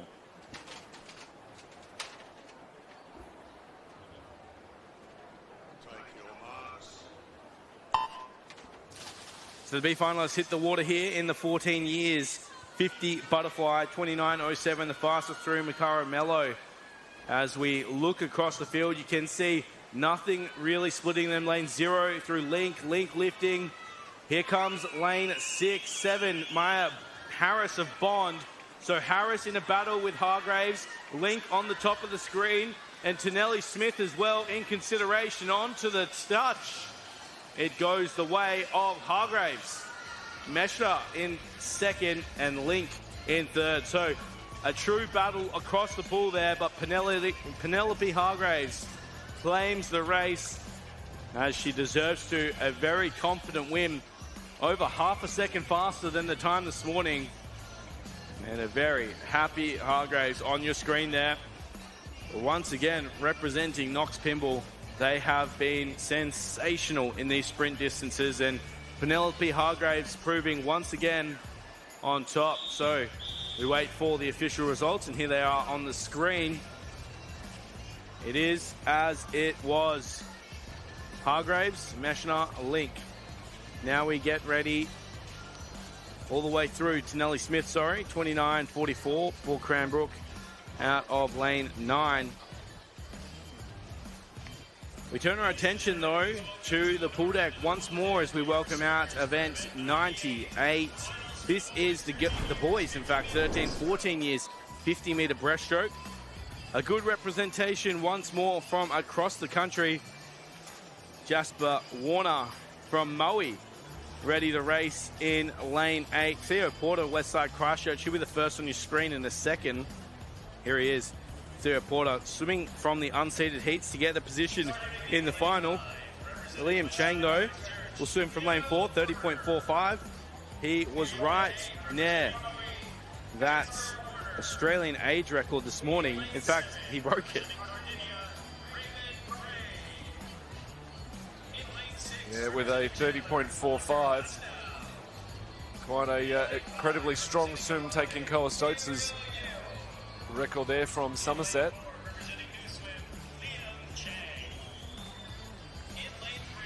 So our athletes just being presented to the crowd. Always interesting to see how they warm themselves up. A few little body slaps, as we see there, and a few psych ups.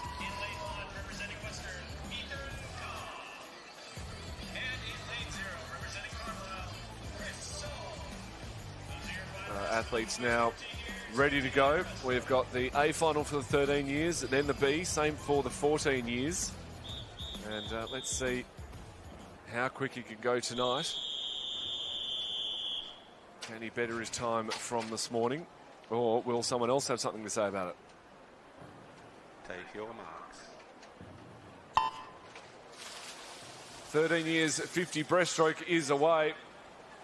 And with an Australian record set this morning, all eyes will be on Liam Chang to see how fast he can go tonight. Very even across the field at this early stage, coming down to 15 metres. It is Chang who's got out there, also looking good. Hunter Bastow in lane 6. Nash Hawkins in lane 2 up there too, but it will be Chang all the way.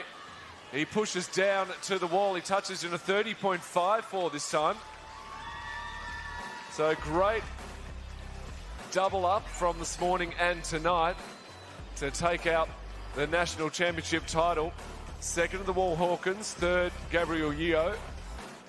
And then Hunter Bastow holds on for fourth. So the second fastest time by an Australian, Matt, and the only person faster is Liam Chang. Is himself, so for the 13 years, of course. And great way to take out the championship with a very quick time. That would have been an Australian record in itself if he hadn't have gone faster this morning. So now results are final and official as we move into the B final. So that finish, so important. We saw it in the girls' events, trying to get it all together. And nicely onto the wall there for Cheng. Take your marks. So our B final underway here for the 50-metre breaststroke, the 13 years variety. What a start by Rain Lee in 9. Oh, sorry, that was actually down Q on the bottom of the screen there for breakers. Moving through now, we can see of Norwood in 4. Chase Summer trying to lift out of lane 5 with some work to do, but it's all Sean Ung in lane number 4. He should hold on for a very strong victory. As he comes down to touch the wall, he does. 32.84. Sean Ung gets there with a very confident victory. Happy to be on the screen as well. Not a scuba diver, mate. You're a breaststroker. 32.84 to take the win. Chen in second. McCormack rounding out the top 3. He can be whatever he wants to be after that. He's just won. If he identifies as a scuba diver, he can do that. So there we have the results confirming Sean Ung gets the win. Rain Lee rounding out the field with 34.85 to confirm for Nunawading. Our B final delivering in spades for event 98. Now the next one on the program I'm very interested in. We have in the middle of the pool Quinn Richards. He took out the 100, he took out the 200. He was fastest qualifier this morning in the 50 for our 14-year-olds. His summertime of 29.74. But Noah Ellison, summertime of 29.75, 1/100th slower. So he is fastest qualifier, but basically by nothing. The Australian record for our 14-year-olds is a 29.52. Quinn broke the 100 Australian record earlier this week. Is the 50 up for grabs, or will Ellison come over the top and stop him taking a clean sweep? Well, you know Quinn well, Matt. What's his preferred distance? The 50, 100, 200? He's always been a 200 swimmer, and we've been working on his. The team have been working on his 50-metre speed, mainly to help with his 100, and that's obviously worked. But it's clearly paying dividends in the 50 as well. But this is going to be a very interesting race. He's a very calm swimmer, very calm demeanour.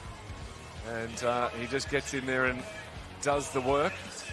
And there's Noah Ellison with a great swim this morning. There is Quinn from the Camberwell national team. So going to be a very interesting swim here. 2 swimmers from Warringah. We love the bright pink caps. I do. Really stands out.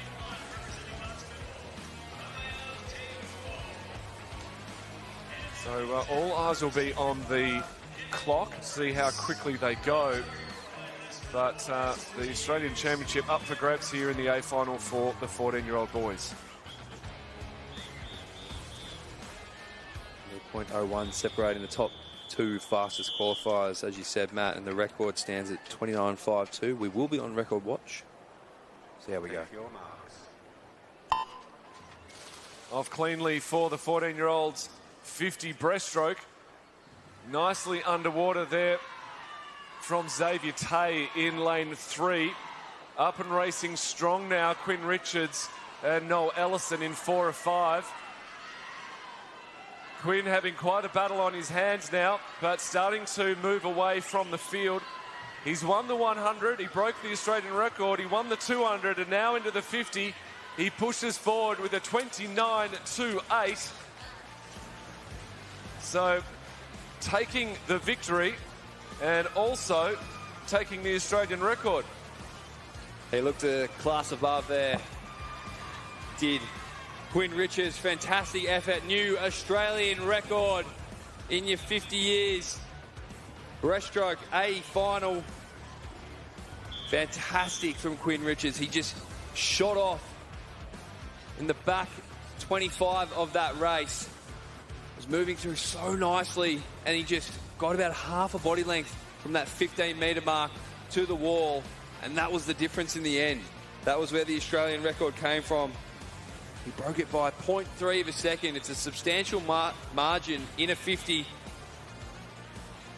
think it's such a scary prospect as we watch back. The 29.5, a 103.8, and a 220.1 200 breaststroke. So he is a star on the rise as he storms to the gold and a national age record. A fantastic young swim from a fantastic young swimmer. Quinn Richards is not only your Australian champion for the triple, but he's also your national record holder, obliterating the time set by Noah Stotts just a year ago. We go down to pool deck with Matt Welsh and our champion. I'm down here with Quinn Richards. Fantastic 50. Fastest qualifier, but only by 100th of a second. You handled it well. Yeah, I think mainly because I did something to my shoulder earlier. I think recovering from that and knowing I could go faster if I fixed that. A good point. I actually saw you pull up this morning after that heat and you were rubbing your shoulder. You were trying to get that out. That's all sorted now? Yeah, mostly. I just needed to live through this race and then it'll be fine. You did need to live through that race. You've won the 100 in Australian record. You won the 200, now the 50 in Australian record. You've been doing some great work with your coach, Brad Smith. Anything you want to say to him? Thank you. I think that really goes and covers it. Fantastic meet. I'm not sure if you knew it was going to be this good, but you've been swimming absolutely out of your skin. Amazing work. All right, thank you. Well, a man of few words, but a man of many actions. Quinn Richards taking the triple, and that is a sensational effort. Fantastic swim, and he has had such a fantastic meet. It's been great to call his races. As we have a look now, this is your 14 years B final at the other end on the blocks. The boys are away. This is your B final, the 14-year-olds 50 breaststroke, powering through this first 25, looking very strong is those middle lanes. So Tucker and Kettle there in 4 and 5, really battling it out here as they come down to 15 metres left to swim. Who can get their hands on the wall here, as it is quite a tough race as they come down under the flags ever so slightly. Kettle, but Z in 7 looking strong, and he takes it on the wall. That 31.08 to take out that B final. Kettle in second position, 31.18, and Tucker third to the wall, 31.40. So fantastic job from that B final. Two Sydney boys loving it there, Dylan G and Edison Wallen.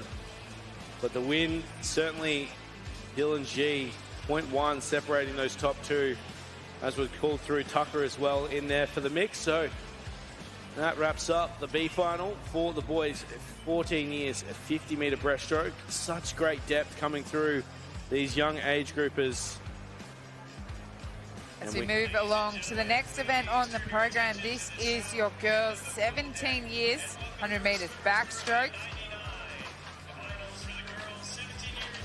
We see a lane change in here from one of our competitors. Yeah, unfortunately, Alba Arnell out of the race, and Emily Tulloch is into lane 3. As we have a look, Steinman takes your lane 4 spot. Brother in 5 will be very strong, and Kuroshi out of 1 is surprising.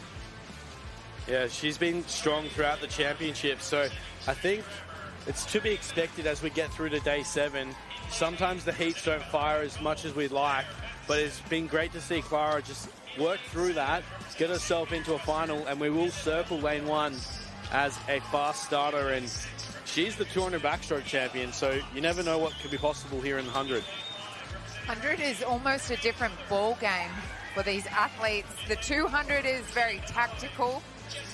That 100 is speed and power, and you don't really have a lot left in the tank at the end, but it's who can get that nice straight arm on that finish. I don't want to see those bent arms, and hopefully not too many tactics also with the pull-up tonight. I'm hoping that everyone can come up at that same time and not make that start super long, because we've been seeing that throughout the championships. And if I was out there swimming, it would be something that would annoy me if I was in there. So we watch the start to see how they line up here. A gold medal on the line.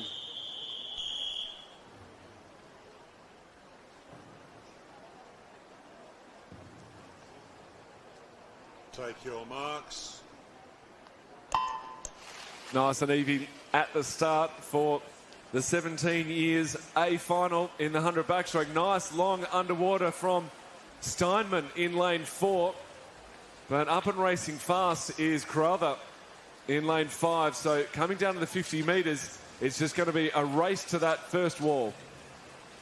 Yeah, looking good is Steinman of 4. Carruthers with the fastest stroke rate as we head into that 50-metre turn. Carruthers takes him through in that 30.26, a great first 50. Steinman in the second position, 30.60. And Potts third in that lane 6, 30.72. So not much in it with these three athletes in those middle lanes as they battle down to 25 metres left to swim. It looks like Steinman could take over here, but Carruthers holding strong in that lane at number 5. Yeah, Eva Potts also in the mix. This is going to really come down to the line. I think Potts has got it. She had momentum on her side, and she touches in a 102.30 to get in front of Carruthers and Steinman in third. But a really well-paced 100. I thought Carruthers was going to take it away. She was so strong at that 50-metre mark. But with the fastest second 50 in the field, the only swimmer to be swimming a 31 point rather in the back 50, she comes away with the national title. And a great finish on the wall. Yeah, she was tied onto the wall. She obviously heard your tactics and recommendations for that nice finish onto the wall. She was absolutely bang on. Matt, you've been big about it throughout the championships. The fastest swimmer in the race usually has the fastest second 50, and the prophecy continues. Yeah, thank you, Will. At least someone's been listening. Em's been telling me, no, it's not always. Yes, it is. No, she's right, it's not always, but most of the time it is as we move into the B final. So you're dead right, Emily. These 100 backstrokes, it is a matter of putting it all together, and we've seen some clashes with the lane ropes. This outdoor pool just throwing in that extra level of complexity in the conditions out here.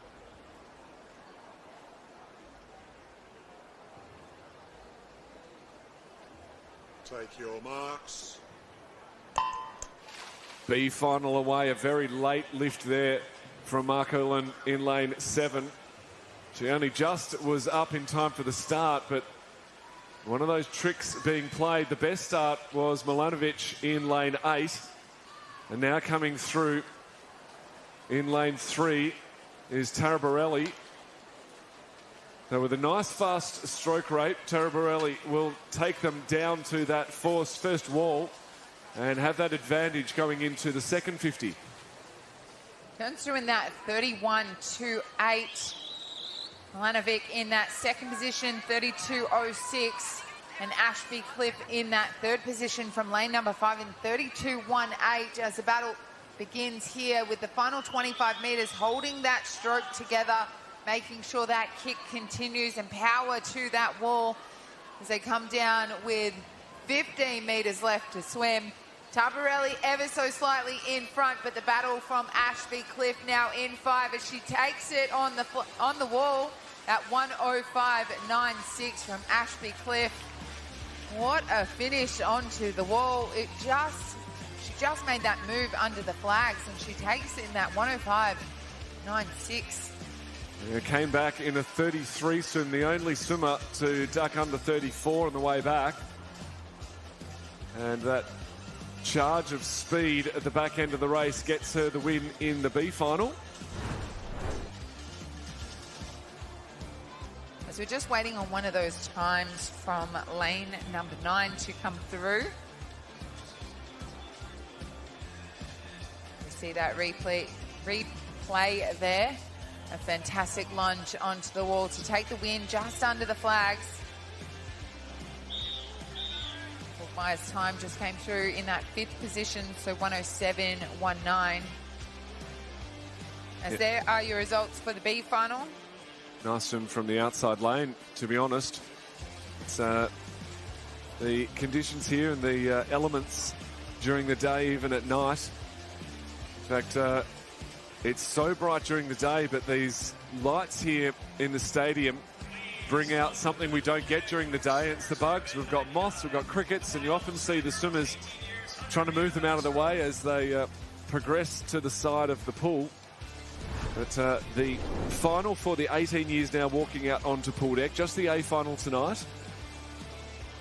And the Australian record there on your screen of 58.43 from Iona Anderson. Set a couple of years ago, 2024. And our fastest qualifier tonight, a 102.9, Isabel Sheldrick from Griffith University. Trotter and Dingwall had already swum earlier in the 50. They're back out here again now for the 100 backstroke.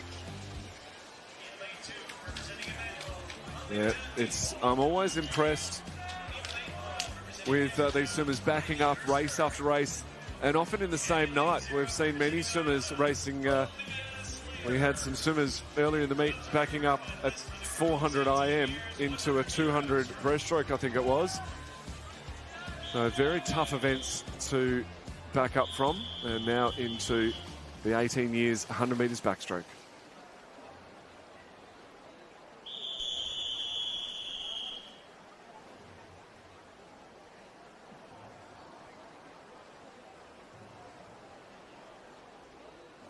Take your marks.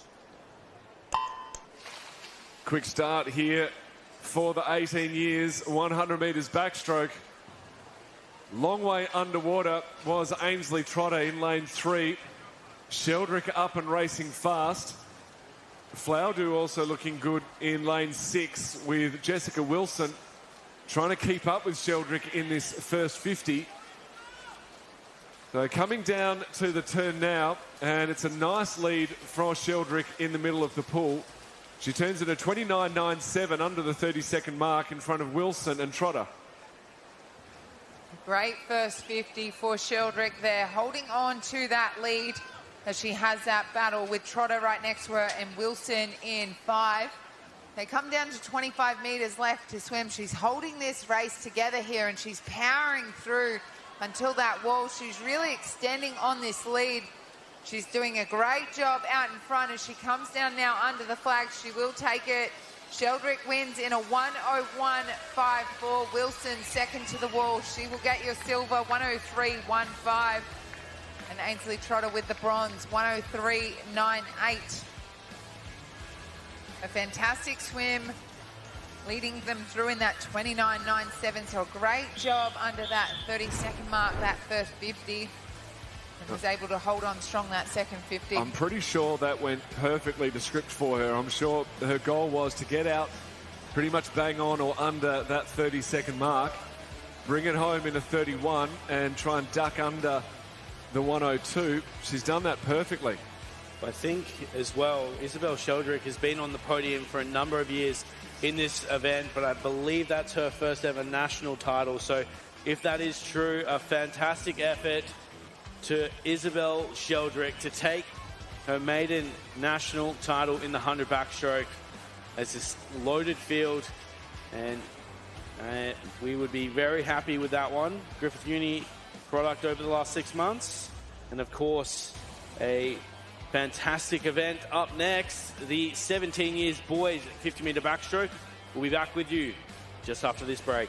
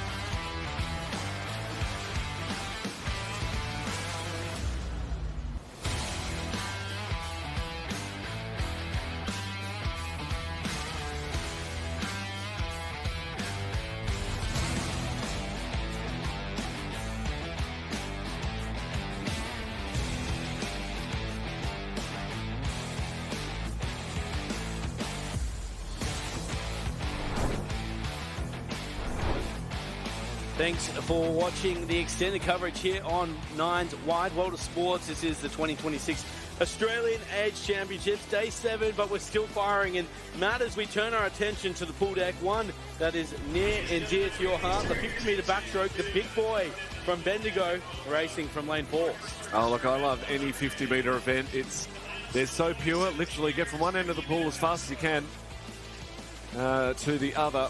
And the backstroke, particularly for me, obviously fond memories.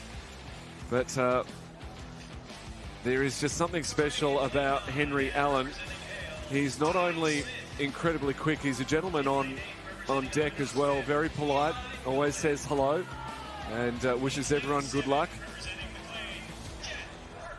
And he does, you can't lie, he's got an advantage in that height, but you've got to use it. It's no good having that huge frame and not doing anything with it. So he does have the fastest time from this morning. He swam a 24.84. The record is a 24.59. So he only has to drop about 0.3 of a second, and he takes Isaac Cooper's record from 2021. But it's all well and good saying it. He's got to do it. So Henry Allen already holds the all-comers record. In fact, he would have broken that this morning. He holds that record at 24.89. He went 24.84 this morning, so that was an all-comers record.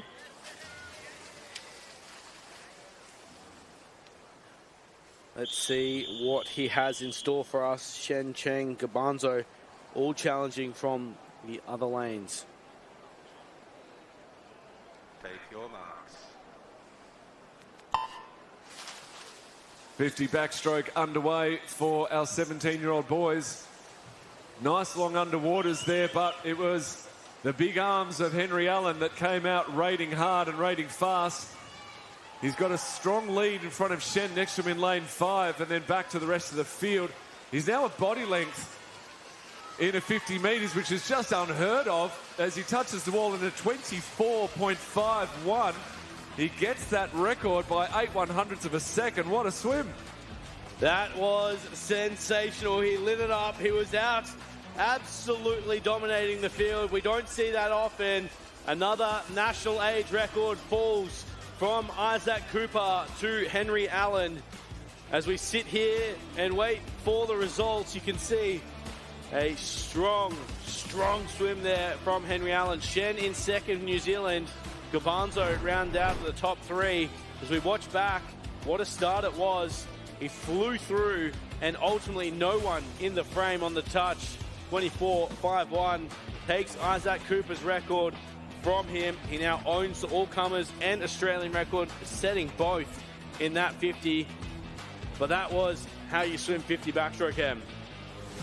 Fantastic result from Henry Allen there in lane 4, and didn't he show absolute dominance in a 50? We don't often see such a big lead in a 50-metre event, and he was able to touch that wall in 24.51, so a new Australian record for your 17-year-olds.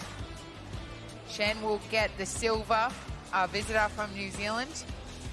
Gabanzo will get the silver as well due to our visitor, and Jet Burke in that 5th position will get the bronze. So a fantastic job from Henry Allen in these backstroke events. Here at the championships, we're trying to work out how many records he's at now, because he's broken some in heats and some in finals. Matt has him on pool deck right now, so he can ask. I am down here. We've got to stop meeting like this. You're breaking records left, right and centre, and you almost broke the wall. You were going so fast. That was the goal.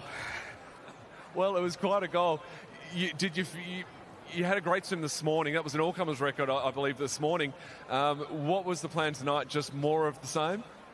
The plan really was just coming in with no expectations and just trying to execute the race well. And me and John, my coach, we were like, oh, a good time will probably come along if it's good execution. So it worked out well.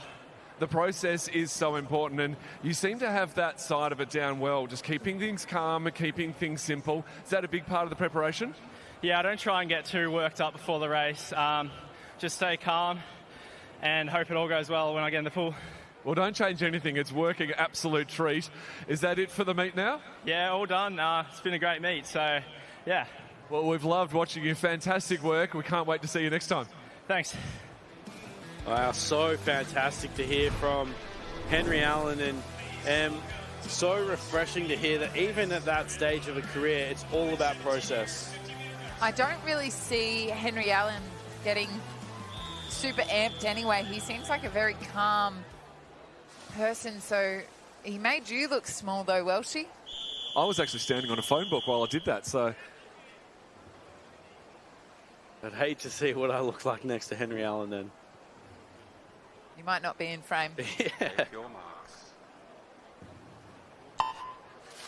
Our B finalists hit the water here for the 17 years 50 backstroke. As we look to the pool, you sit on the far side. That is Burgess, Johnson and Yanni Davis of Karratha making his way down this 50. Lachlan Davies in 4 now, starting to 5 in fact, starting to push through for Warringah. That famous pink cap called before. In fact, it is Davies starting to pull away, and Lachlan Davies will represent the club with promise. He touches there, 27-1-3 to take the victory. Yanni Davis in second, and Batanovic in third. So a good result as we sit here with Davis, the B final winner, in a strong performance. 0.3 of a second faster than the time this morning. We wait for those results once again, but you can see on the screen there, Davies very happy. So Davies beats Davis. Great call, Will. It was tight at the end there, but he was able to just power through to the wall. Davies takes it out from lane number 5. As we move along now, your next event on the program is your 18-year-old boys 50 metres backstroke. Let's see what these boys can do. Jack Morrow, your fastest qualifier in lane 4. The only swimmer in that 25-second mark. And he was a second in front of anyone else, so quite dominant for a 50 back. It's such a different feel here at the Gold Coast Aquatic Centre at night as opposed to the heats, which are pretty much swam in the middle of the day, starting at 9 a.m. Most of those races around that 11 to 1 o'clock. The sun is absolutely beating down. It's really hot on pool deck. But now at night, the cool breeze comes in, the lights are on, the crowd is in. And we're really seeing that buzz as our swimmers get up to race and race for national championships and for medals. So this environment really bringing out the best.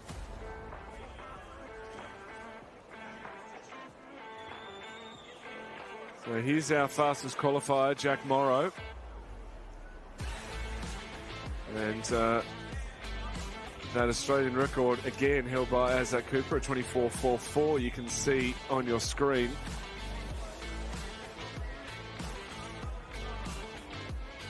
So we want a nice, clean start in this backstroke. We've said it a few times, Emily, that the gamesmanship that we play as they bring themselves up for that taking marks position. It's been pretty good, so hopefully more of the same as we move now into the A final for the 18-year-old boys. Maybe they've been listening to us talk about it. Surely. I actually got a message from a parent to say thank you. For mentioning it. Oh, very good.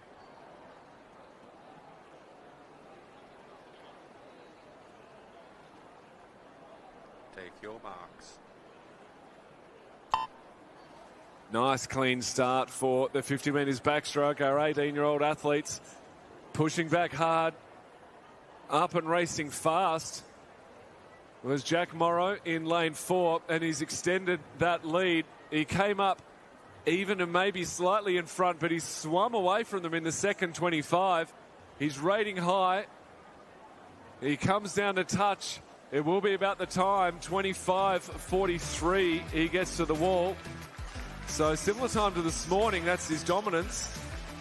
Second of the wall, Sirianni, and then Biddington in for third.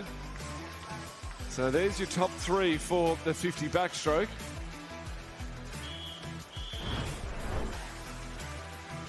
Nice clean start there for all of the swimmers, and that underwater dolphin kick, an absolute must to nail, especially the touch as well, which Morrow did. And a very proud-looking Morrow surveying his office, the pool here. That was pretty much perfect from start to finish. We really can't ask much more from Jack Morrow there. Well, maybe 3 100s. He did that this morning, but no, nice swim. See if the B finalists have been taking notes as well as they get ready to take to the water here, the 18 years, 50-meter backstroke.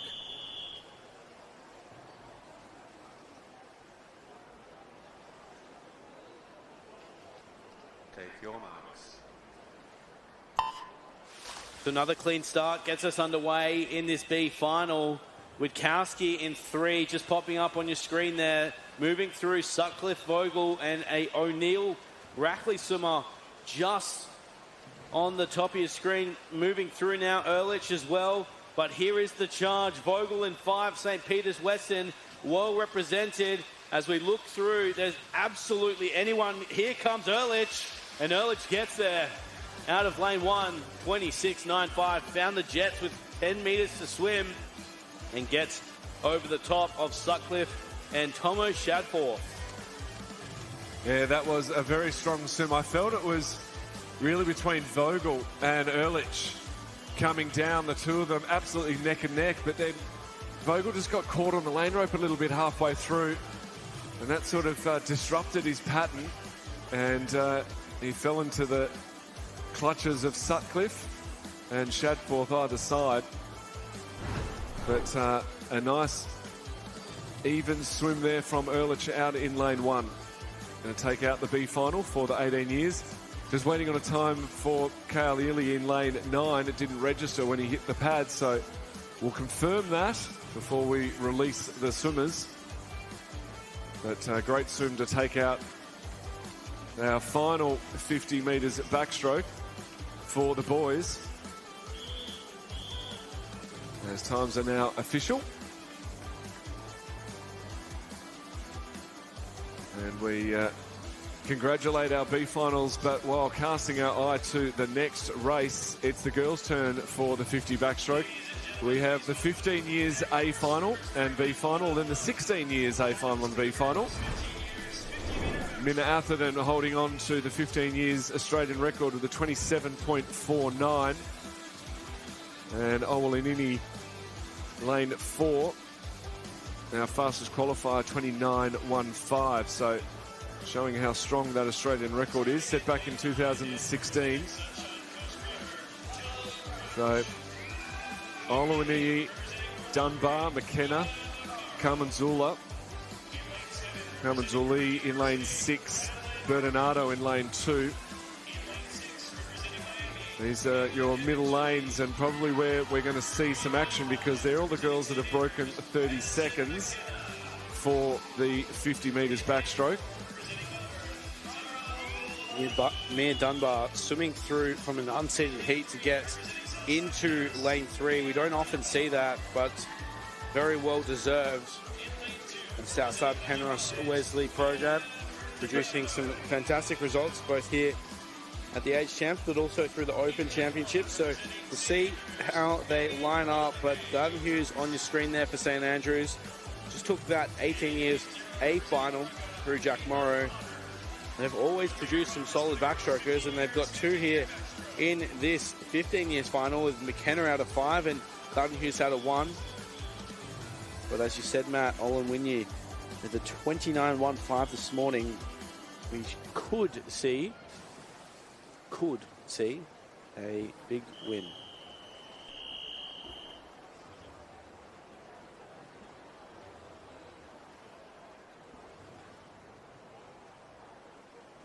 Take your marks. 50 backstroke underway for our 15-year girls. Nice long underwater there from Zara Olawiniyi. She's your fastest qualifier and your fastest starter. She really pulled away there from McKenna in lane 5. Dunbar up there, but with a little bit of work to do in this 50, it will be Olawiniyi as she comes down to the wall and touches in a 28.76. McKenna in second. and Harvey in for third. So Olawiniyi really taking it to the field, and very happy Madeline Harvey holding on for third place. It was a nice clean start, and just immediately out of the blocks. And she grabbed the lead and didn't let it go the whole way down. Big win there for McKenna. Good time too, 28.76 underneath 29 seconds. She'll be happy with that. You're going to have a big swim. This is the time to do it. So we wait for these times to be confirmed, which they are.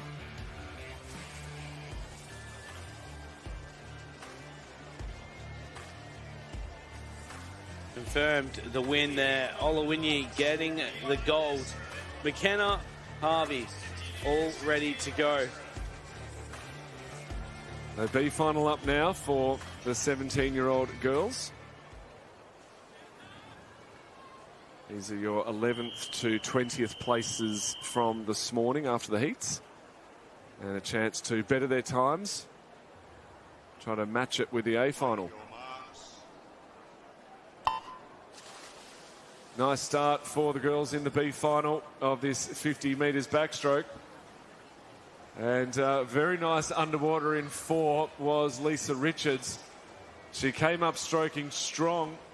Also, Tongali out in lane 1. She's really pushed herself up, potentially into the lead. Daisy Dingle in lane 7 up there as well, but it's going to be between Fong Sutton and Tongali down to the wall. It is Tongali in first, Fong Sutton in second, Dingle in for third, Richards for fourth in the B final, and a quick time, the 29.90, that would match it with the A final. So nice swim there to take out the B, and a very nice little celebration as well.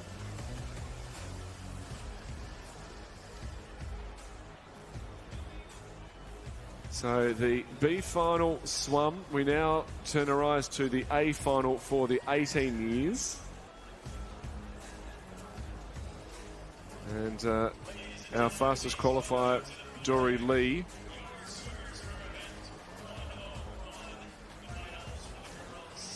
As they walk out onto pool deck, and I mentioned it before, but the environment here, it is amazing to walk out here into the bowl, basically, the cauldron, the Colosseum, if you like, of the stands, and the bright lights on you, and all of your teammates at the side of the pool cheering you on. So Dory Lee, your fastest qualifier in lane 4. Not much in it at all, though, but a 29.16, so she'll be hoping to sneak under that 29 tonight. Macy Sheridan, second fastest qualifier in lane number 5, that 29.41, and Allegra Green in that third, lane number 3, that 29.56, but 6 of those girls sitting in that 29 range from this morning into tonight's final, so we'll be quite tough out there. McCutcheon will be strong from lane number 2. She does a lot of those sprint events. And another one in the 50 backstroke.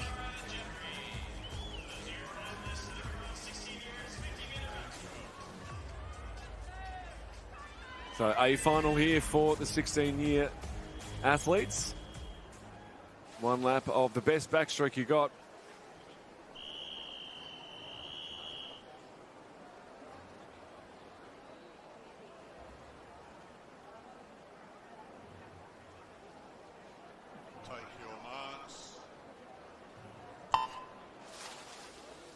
Underway for the 16-year girls 50 backstroke. Great start from the middle of the pool, Dory Lee. She really worked that underwater, and importantly the breakout. Jessica Mello in lane 6 going with her, and Allegra Crean out in lane 3, but it will be the middle of the pool as they come down. Dory Lee just holding out Macy Sheridan next to her. it will be Lee from Sheridan and Mello in your A final. And the medals will be distributed as such. So Dory Lee, your gold medal winner. Macy Sheridan touching second, but only by a fraction of a second. And Jessica Mello. And you can see the finish there. And a very happy Dory Lee taking it out. So these 50s absolutely delivering here at the Gold Coast Aquatic Centre, with fast times raining down as the results are confirmed and shown a final medal winners and finalists on your screen as we go to the final race, our 16 years B final for the 50 backstroke.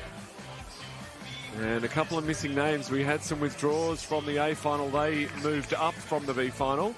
So the swimmers that were there have actually already swum. And now with only 8 swimmers left, it almost looks like 2 races of 4 with the middle lanes missing. Take your marks. Well, 8 swimmers racing for honours in the B final. And some nice underwaters there from Heather Nally. Probably first was Julia Jeffers in lane 6. Also looking good, Emily Swan in lane 1.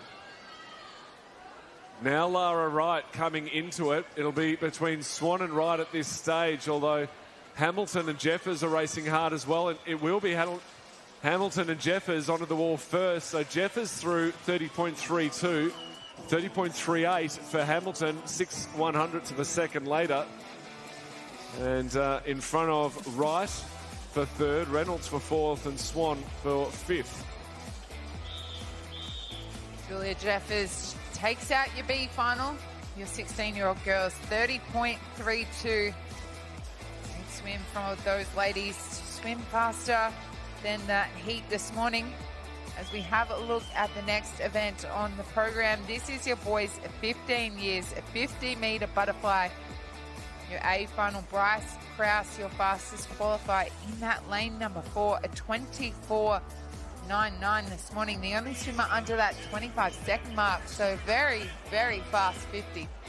Yeah, he's got a good third of a second or thereabouts, which doesn't seem like a lot, but when these races are won by hundredths of a second, it's a nice mental gain to not only be fastest, but the only one under the 25, having that 24 next to your name. Alex Spencer was second through, Thomas Simmons third.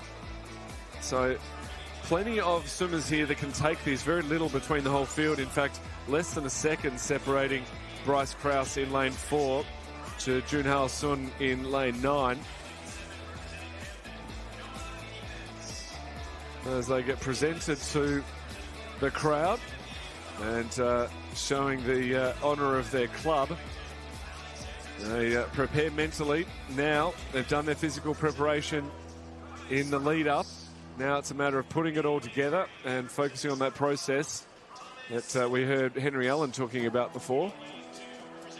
Talking about Henry Allen, he won this event last year in a 24.59. So as a 16-year-old, 24.59. Well, it's been a while since we've seen one of them, but glad they're still hanging around as we get ready to crown another national champion, this time the boys 15 years 50 butterfly. Take your marks. 50 fly underway for our 15-year-olds. A nice strong start there. Bryce Krause in the middle of the pool held that 15 nicely and broke out ahead of Spencer and Simmons right next to him. Worm doing well as well. And Lauder in lane 2, but it's going to be Krause. He's just getting further and further ahead. Spencer trying to go with him, but it's not enough. 24.49. A very quick time for our 15-year-olds. A 24.71 in for second. And our top two under 25 with Simmons 25.15, giving him the bronze in third place. So a very fast time from our winner, Bryce Krause there. He'll take the gold medal, 24.49. Spencer with the silver, 24.71. Great job for both those boys under that 25-second mark. Simmons there in the bronze, 25.15. As we move along to the 15-year-olds B final now. Those results on your screen from the A final. As that end, the second fastest time by an Australian ever, only to Kyle Chalmers. It's good company. Well, that Australian record was awfully quick, 24.03. As the 16-year-olds is just a little slower. Take your marks. And the boys are away. This is your 15-year-olds B final, 50 butterfly. We saw a very fast A final, and let's see if we can see a very fast B final as these boys battle through the first 25 metres, and they've got 15 metres now left to swim. It's anyone's race at this point. Coming down under the flags, who can get their hands on the wall first? Let's see. Hegarty takes it away from lane 6 in a 25.59. A fantastic swim. Spies in that second position from lane number 4, 25.74. And Moss, third to the wall, 25.76. A great job from those boys in that B final. Hegarty taking the B final away in a 25.59. As we move along now, this is your 16-year-olds A final, 50 butterfly. Maxwell Cunningham from lane number 4 will be tough to beat. A 24.09 this morning. Broke the Australian age record this morning, Em, so you'd have to say, well, pretty obvious, to beat him is going to have to be a record-breaking swim. Nicholas Swarchuk out in lane 5 as well. Southside Penrose Wesley, impressive into this final, 24.55. So that was just 0.3 off that national record. So I guess across the field, there's so many fast athletes as we look. There's 4 swimmers that went sub 25 this morning, and Julian Angus out of lane 2 was 25.06. So this is exceptionally deep here in the 16 years 50 butterfly. And speaking of, here is one of our athletes, William Bestick from Shaw. Swarchuk in there for Southside Penrose Wesley, but here is the record breaker, Maxwell Cunningham. Now, do you think we will see under 24 seconds in this 50 butterfly? I would love to see it. And yes, yeah, absolutely. I'm going to be the optimist to see sub 24. We just saw the 16 years 200 IM break. These boys are 16. That 23 seconds for a 50 butterfly at 16 years of age. That is unfathomable. It certainly is, but it's not undoable for Cunningham in lane 4. So here we have it. Take your marks. Underway, the 16 years A final 50 butterfly. A national record this morning came from Cunningham, and Cunningham is lifting through the first 25 metres. Going strongly is Chan out in 0, and here's actually Swarchuk in 5. Nicholas Swarchuk of Southside Penrose Wesley looking to steal the show. It's Cunningham and Swarchuk. Who gets the touch? It goes to Maxwell Cunningham, 24.17.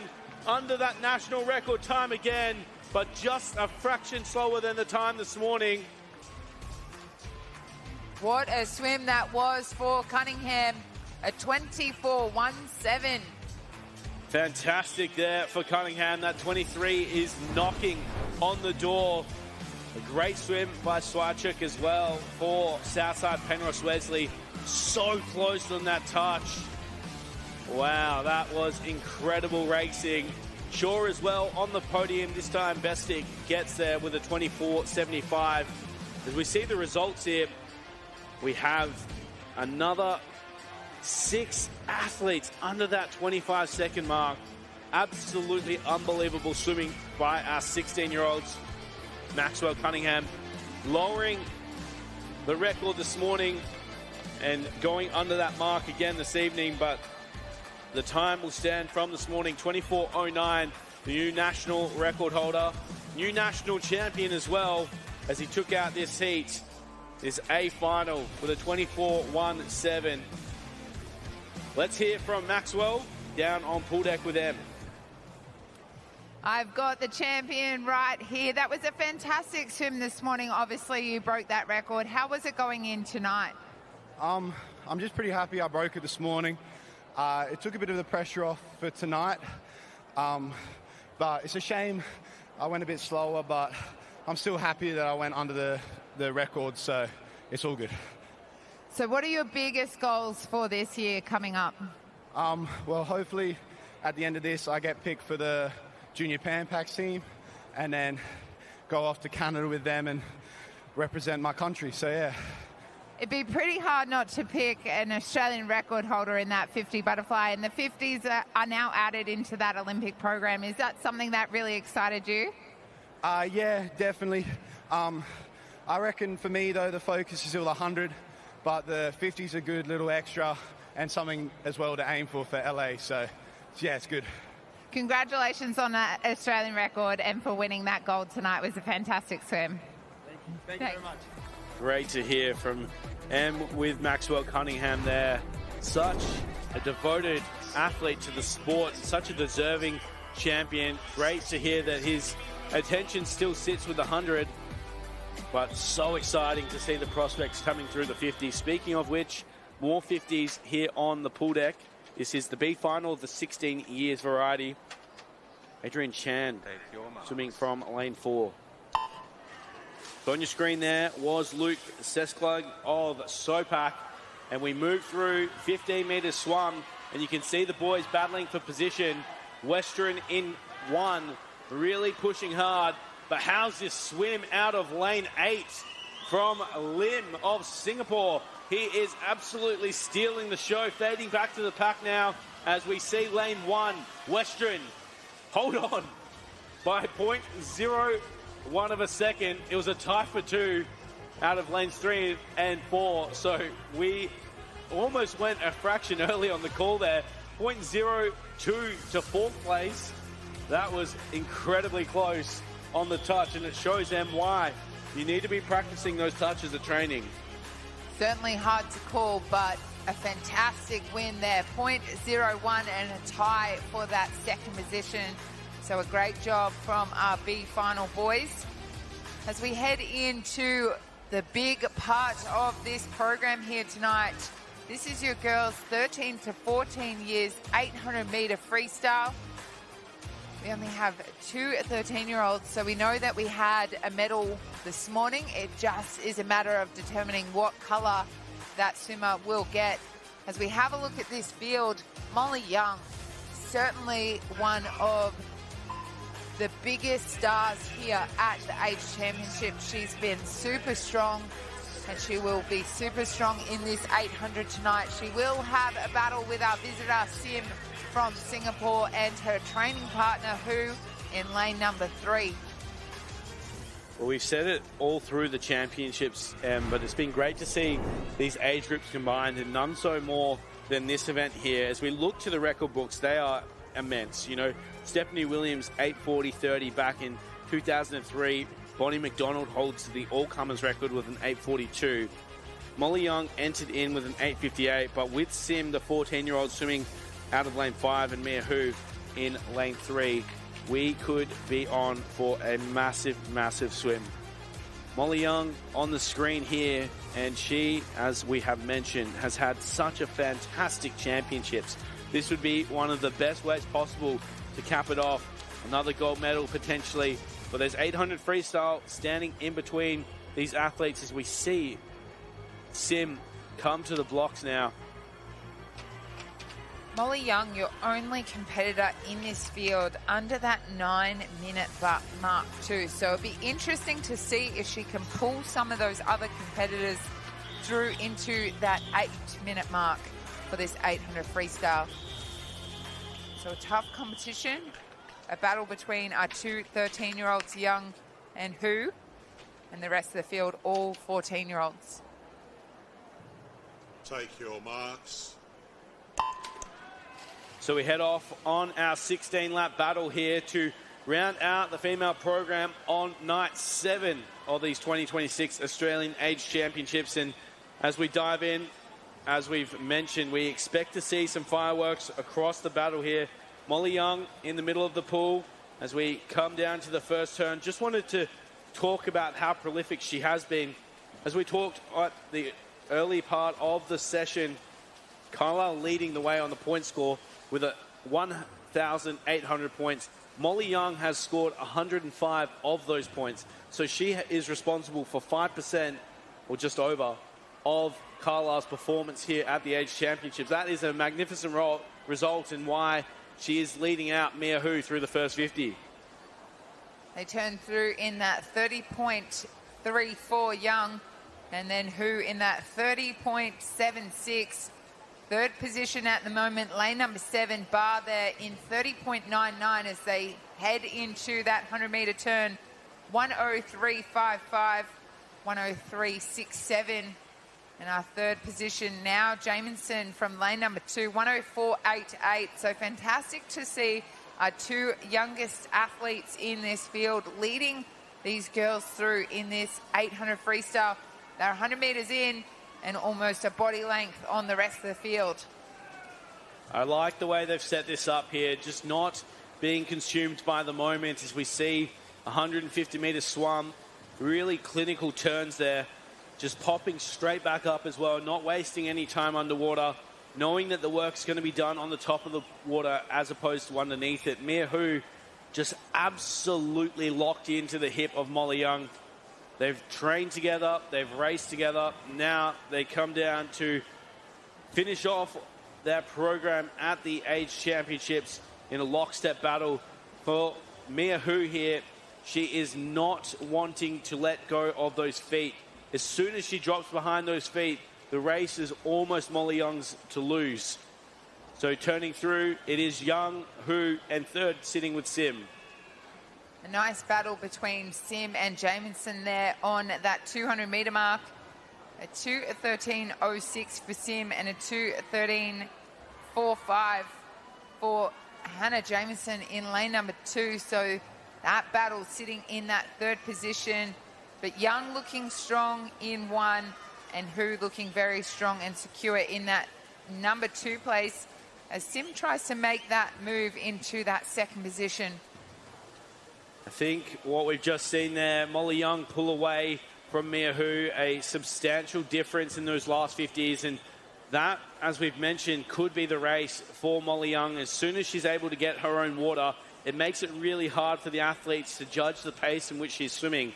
So as we sit with Young leading the way on your screen currently, she is incredibly efficient at just moving through subtly and just holding that pace, which is why she's been so prolific through the 200, through the 400, through the 400 IM. And here we're seeing it again in the 800 freestyle. But as you picked up, and Sim now confidently locked into that second position. Mia Hu in a little bit of danger here, but she is the only other 13-year-old in the field outside of Molly Young. So Sim about 3 seconds behind Young and 3.5 back from Molly Young is Mia Hu there in that third position. As they have a look, there's 9 laps to go. They can see on those counters at that turn end, and that bell will always come out for that last 100. So there is still time to make moves here in this 800. We're only coming up to the halfway mark now as Molly Young powers through this 800. That first 400 has been very strong, and Sim's trying to make a break for that first position. Hu having a battle with Jamieson right next to her in 3 and 2. as Molly Young takes that 400-metre turn. 4:26.47. Sim in that second position. 4:29.31. And she's taken away a second almost on that last 100. So Molly Young looking for a sub-9 minute performance once again. We expect to see her around about even splitting this 400. So that is right around that 8:55 mark as she continues to build through this third 200 here. Sim sitting in second confidently, and it's Jamison that has passed now, and a very strong third position, Mia Hu, rounding into fourth.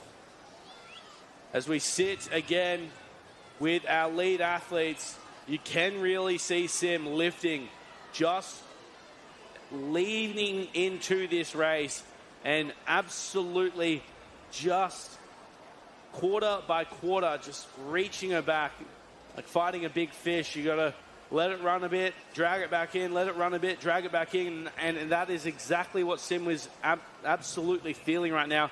There's no better feeling in a distance race than knowing that you're taking those segments off the lead athlete, and that's exactly the mindset that Sim would have, is trust in what you're doing, it's working, keep pushing, and I will catch Molly Young. Sim doing a great job in this second position. Like you said, Will, she's really trying to hold on to that pace, not letting Molly Young get too far ahead of her, as Molly Young still sits in that first position. 3 seconds back is Sim. And Jamieson in that third position in front of Hu, right next to her. And it's a battle with those Carlisle girls. Can they go 1, 2, and 3 in this 800? So we also keep eyes on Ruby Cooper as you called through then. I think that may be the disruptor out of lane 6 for Wagga Wagga. They've had a good night this evening. They want to finish it off in the right way as well. But we keep eyes on our leaders here. They sit in the middle of your screen. Again, you're seeing the good technique of Molly Young, a little bit more jagged than the stroke we see from Sim. A really smooth freestyle, but incredibly taxing. So she's done a lot of work to get here in fantastic form.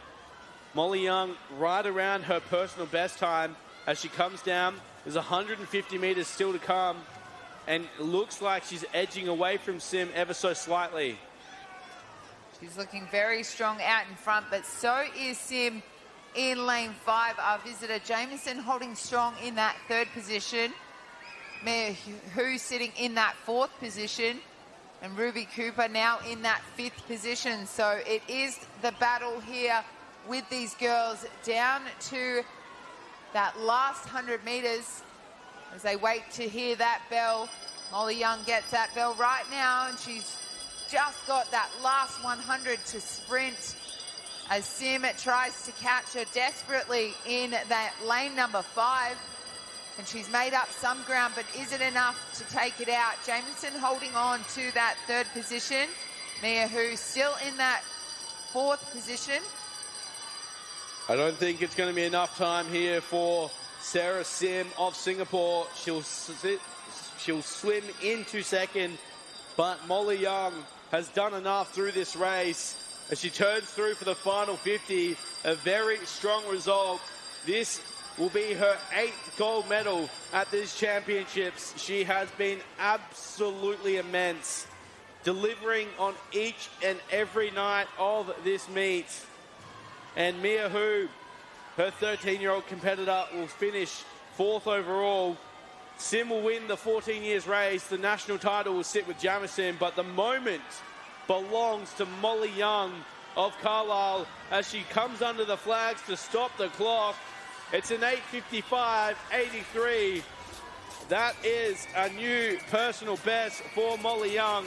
She committed to the race through the first 400 and reached the reward on the touch. Sarah Sim also under that 9-minute mark. Hannah Jamieson rounding out the top 3, the first residential 14-year-old across the line, also in a personal best time, 9:08.19. Mia Hu finishes 4th overall but second for the 13-year-olds. Ruby Cooper claiming that silver medal for the 14-year-olds residential. But as we watched it back, Molly Young was so strong all the way from the gun, and a very deserving gold medal headed her way. She embraces Sarah Sim there. Carlisle been on fire in this 13-14 years girls. We get the confirmation of the results. No surprises to see Molly Young on top. Remember the name. We've said that a couple of times, but the 13-year-old girls will see her at the age champs for a number of years to come. What a result, Em. Molly Young will take home the gold for a 13-year-old. Mia Hu, the silver for a 13-year-old. Sarah Sim will take the gold for a 14-year-old. Jameson will also take the gold as first Australian. Ruby Cooper, the silver for a 14-year-old. And Zara Barr there, the third, the bronze for that 14-year-old, as we move along to the last event on the program tonight. And a big one, the boys 13 to 14 years, 1,500 metre freestyle. There's only one 13-year-old in this field, and that is Sonny Quito from lane number 0. Yeah, I thought, unfortunately, I thought Sonny had withdrawn this morning, but he's actually racing here. So he was removed from that fastest morning heat and put into the final with a withdrawal from our originally planned fastest heat of 14-year-olds. So Sonny Quito, the time he has to beat Grayson Vance with a 17:09.47 this morning. Adam Dunn, the fastest through for the 14-year-olds this morning, 16:45. That is a time to note because the fastest residential athlete entered, Archie Wright, 16:48.57. So we'll keep an eye on that mark. That was a 50-second PB. Would love a 50-second PB. It was a fantastic swim too. Earlier this afternoon, it was just, he really extended each 50, and it was a great time. So definitely in contention for a medal with this swim right here. Take your marks. So we enter the water for the final time on the penultimate evening of the 2026 Australian Age Championships. The Gold Coast Aquatic Centre has been so good to us, and the coverage of Nine's Wide World of Sports has been fantastic through these 7 days. What a way to finish it off with 30 laps ahead of these athletes. And as you mentioned, Em, the only 13-year-old throwing it down in this opening 50. Sonny Quito wants everything that this race has in store. He turns through third. Chua of Singapore leads out. Ashton Bone sits in second for Gosford. I like this approach here from Archie Wright, not getting sucked into the battle early on, but just letting Avel Chua do his thing and then coming into the race later. Really opening it up here in that first 50. So Chua doing a great job, our visitor from Singapore. In this first 100 metres of this 1,500, obviously they've got to settle into that rhythm, but turning through in that 0077. McCarthy out of lane number 2, that 102.38, and Bone from lane number 7 in that third position, 102.52. As our visitor really takes these boys through their paces here in that first 150. So the risk here, of course, Em, if they let Chua get out too far by himself, he's the only athlete that's under the time that Adam Dunn swam this morning of 16:45.43. Chua is the fastest entrant by over 30 seconds, so it's not a surprise to see him leading, but we do want to see some athletes surrounding him to really push that pace and try and drop some massive personal bests. For Chua, though, he'd be happy with the position. He's hoping to be around that 16-minute mark, so he wants to hold 32 lows or 31 highs, which is exactly the way that he has approached this opening 200 metres. So turning through here is Chua, out to 5 metres to second. Archie Wright should lead the charge here, but he is in a mix with Henry McCarthy of Carlisle sitting in third position, and Ashton Bone still out there for Gosford. So there is 1,300 metres to swim here. Avel Chua well and truly establishing himself at the front of the race. Right on the pace he wants to swim. We keep eyes on Sonny Quito as well. The time he has to beat 17:09.47 for the fastest 13-year-old. He's tucked himself nicely into that position. And the athletes now with the opportunity to lift, and the lift coming through right from Mingara.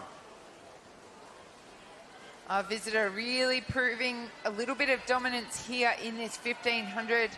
Almost 300 metres into this race, and he has a massive lead. He has 4 seconds over Archie Wright, right next to him in that lane number 5. And Ashton Bone in lane 7, holding on to that third position. They make that 300-metre turn now. 3:09.64 for our visitor out in front, right in that second position. 3:13.76. And Bone still in that third position in a 3:14.78. So 4 seconds between Chua Alida and Wright in that second position. So once again, as you called through there, we're starting to see them settle into the pace that they want to hold. So for Chua, he's sliding out a little bit, but Archie Wright certainly coming into the race, certainly looking at that 16:30 range. I'd say at this point, this is a great swim starting to come together for Archie Wright. We're looking around that 20-second PB if he can hold it together. But as we called through that first 50, he didn't get sucked into the race. He knew that Chua was going to be out fast, and that's all the 1500 is about, is swimming your own race, the best race you can, without getting caught into the race that is around you until that final 50. And we've seen that change at an international level, where we see the likes of Hafnui, Bobby Fink, Gregorio Paltrineri, Florian Walbrock, Sammy Short. They come home with such immense speed, but that's only come about because they've been able to accurately deliver such fantastic races throughout. The Gold Coast Aquatic Centre, though, has been fantastic. So as we've talked through, let's head down to our man, Matt Welsh, who's on pool deck himself. I am down here at the 50-metre end. This is where we start the 50-metre races. Obviously, this is the turn end for our longer races, and the 1500 is where we have our lap counters. So 21 laps to go as they come up as soon as they turn, and I'll change that over to 19. And next time they come up, they'll know exactly how they're going. This is the starting equipment that they'll use for the 50-metre starters. And just a different perspective. This is also the area where a lot of the coaches come along to watch on and support the swimmers. And I just happened to spy quite an important little coach here, Simon Cusack. Simon, good to see you, head of looking after the youth program. Here at the Age Australian, we're selecting a number of teams from here. Can you tell us about that? Yes, Matt. The junior BME team for this year is the Junior Pan Packs. They'll be touring Vancouver. That's a team of up to 32, 16 boys, 16 girls. And they'll be departing Australia on about the 7th of August. So got about a 17-week turnaround from selection, where we have to make sure they have a lovely week off after this, but then without too much ado, they get their nose back to the grindstone, make sure that they roll up to Vancouver, fighting fit, ready to take on the American superpower and other great nations such as Japan, Canada, Korea. Yeah, the Pan Packs is a really strong field, obviously, with America and Japan, as you say. So hopefully they got their passports organised and get back into work. Now, on top of that, there's also another couple of junior teams taken. Correct. So we have 2 competition camps selected off this. Oceania, so it's up to 10 swimmers, plus a couple of open water contestants as well. And they'll head over to Fiji, Bulla, in the second week of May. And one of our experienced coaches, Tracy Stegbauer, will be looking after that cohort. On top of that, we've got the Next Wave Invitational. So that's the 64 athletes that sit beneath the 10 selected for Oceania. And 2 teams of 32, and they go into the AIS under the Kangaroo team. I believe your son was in that one last year, and the Emu team, and they go head-to-head over 1 week at the AIS in the June-July school holidays. And there's a real camp experience there, racing for team, racing for something greater than oneself, and there's a real resilience piece built into that camp. So as the week progresses, fatigue starts to creep in, and the athletes are encouraged to not focus on how they feel, but how they do, how they execute their race and what they can do for their team. Very good. So plenty of opportunities to take that next step. So we've got Canada, obviously got the next wave. What was the one in Fiji? Oceania. The Oceania. So, and Tracy was looking after that one. Correct. Tracy, do you need a coach to help out Fiji? I'll get my passport sorted. I'll come over. Excellent. You heard it here first. I'm going to Fiji.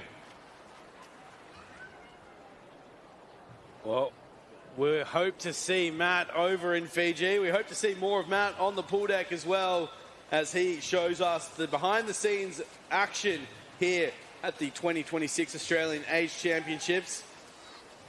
As we look to the water, though, we can see one of those athletes that is vying for selection at the Junior Pan Pacs, but he won't be representing Australia. It's Chua for Singapore. He is throwing his hat in the ring as he turns through there. But interesting thing here, Archie Wright is just pegging him back. It's only small changes, but it is little changes that will make the difference come the final 50. He's about 6 seconds off Chua now. Archie Wright doing a great job in that second position. Sonny Quito sitting in that 6th mark. So we're still watching him for his time for the 13-year-olds. And I did notice that you and me and you, Will, are doing the hard yards here in the booth, and Matt's just having a lovely stroll on pool deck, talking and chatting to everyone while we call all the action down here in this 1500. And Archie Wright doing a great job of this 1500 right now as we head into coming up to that 900-metre mark now. So Chua doing a great job as our visitor of holding strong. Well, we know who to speak to if we see Matt in Fiji in a couple of weeks' time. But as you've mentioned, Chua absolutely dominating the pool here now.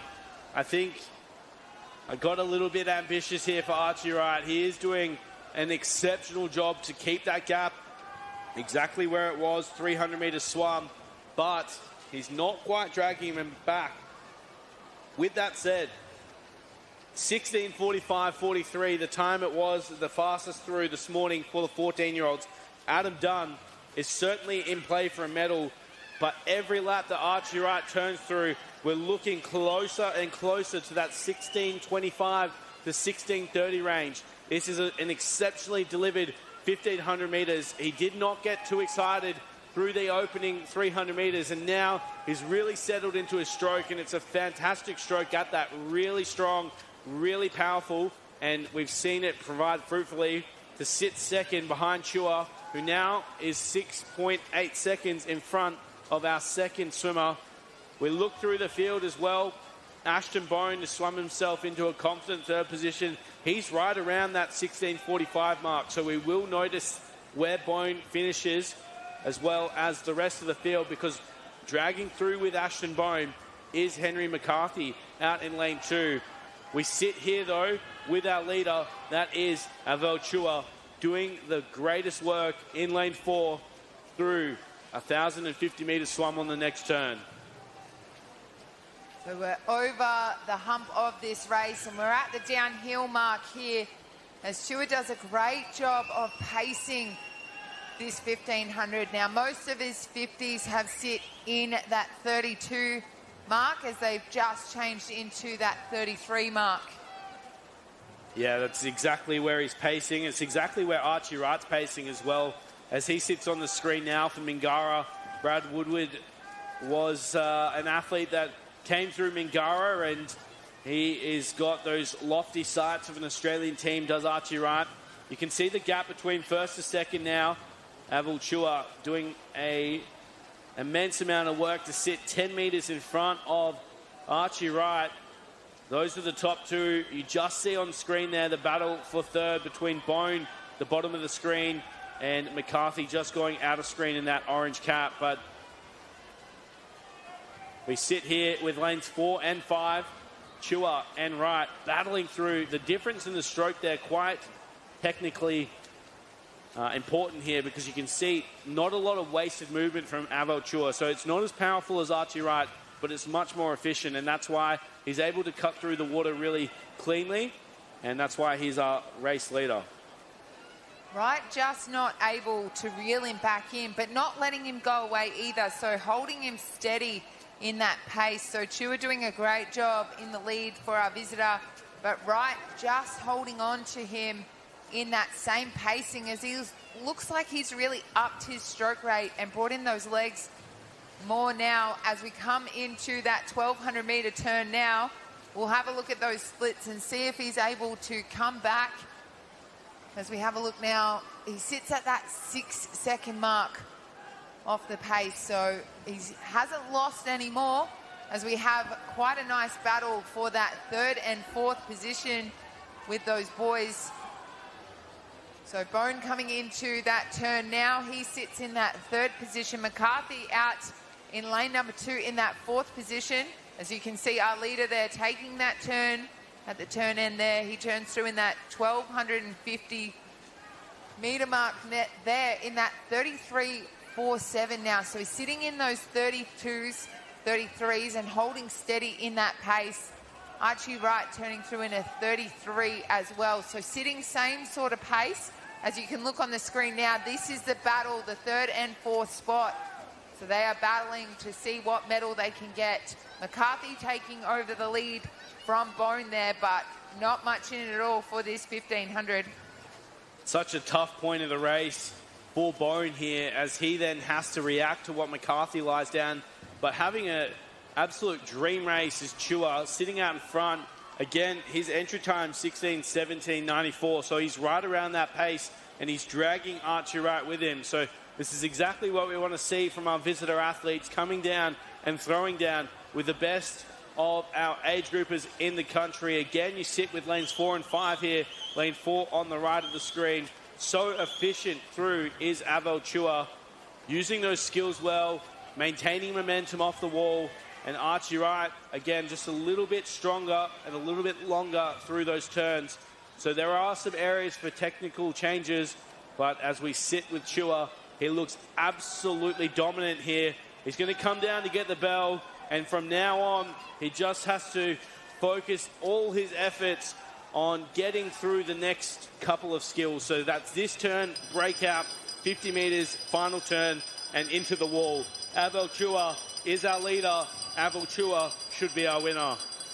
Archie Wright, a great last 100 there in a 32.94 and a 32.86 over Chua's 33 mids there. So a fantastic mark there for him as he tries to reel him in. He still sits 5 seconds behind, so probably not enough to catch him, but still that battle for that 3rd and 4th position. So McCarthy sitting in that 3rd position, Bone sitting in that 4th position. As Chua takes that last turn, he's got 50 metres left to swim. You got Sonny Quito still out there in that 7th position, so battling it out for that top time for a 13-year-old. But our 14-year-olds are coming down with 25 metres left to swim. It's our visitor, Chua from Singapore, powering through to that finish. Archie Wright sitting in that 2nd position. He will get the gold medal for first Australian. As our visitor comes down under the flags now, he touches in a 16:18.83, a fantastic swim as Archie Wright touches the wall in a 16:25.07. So watching that clock to see if Adam Dunn will score a medal here. If these 14-year-olds battling it out down to the last 5 metres, the battle 3rd and 4th position. Who's got more left in the tank? As McCarthy takes it in lane number 2, he sits in that 3rd position in 16:44.61. You can see Sonny Quito coming down to the wall now as he's powering through for that 13-year-old Ashton Bone, 4th to the wall, 16:45.43. Sonny Quito, there he is. He's 7th to the wall in a 17:04.28. And he will take the gold medal for the 13-year-old. Sonny Quito gets another gold from lane number 0. Gold medal will be Archie Wright for an Australian, and Tua will take the gold as a 14-year-old. How's this? Ashton Bone in 4th overall there, the 3rd Australian across the line. He's equaled the time to the split second of Adam Dunn. So swimming from different heats, but we'll have a dead heat for the bronze. So a shared bronze medal for Ashton Bone and Adam Dunn from this morning. So a fantastic result for those boys. Henry McCarthy will get the silver in that 16:44.61. But who could believe a 16:45.43 would have been so tight from this morning to tonight's final? But a fantastic result for all those athletes, for those 13-year-olds that raced this morning and those 14-year-olds. And our 13 and 14 that race tonight in that 1500, a fantastic result. Absolutely. And a visitor takes it out again. Yeah, so great to see these visitors come through, but I love Sonny Quito. He is the king of celebrations, and deservedly so, as he takes another gold medal. We've seen him be so strong, even in the 200 breaststroke, one of the fastest times of all time. So it is confirmed here, Avel Chua taking out that first heat, the time final in the 16:18.83, but Archie Wright gets the 14 years residential medal, and Sonny Quito scraping under the time of 17:09 to claim the 13 years gold medal. Rounding out the results in the 1500 meter freestyle. Of course, that wraps up today's coverage in the Australian Age Champs. What a day it was. So many fantastic results. Ava Hogan, 400 freestyle. Lila Rebo in the 100 breaststroke. We saw Lenya Gregor and Lucas Dunn in the 200 IM, both going under that record. Quinn Richards getting the triple in the 50, 100, 200. The Oz record going his way as well. Maxwell Cunningham. And of course, we finish in such fantastic fashion with the touches being so incredibly pivotal for the ultimate success here. So the Australian Age Championships, Day 7 done. One day to come. Don't go anywhere from Nine's Wide World of Sports as we get ready for the 8th and final day.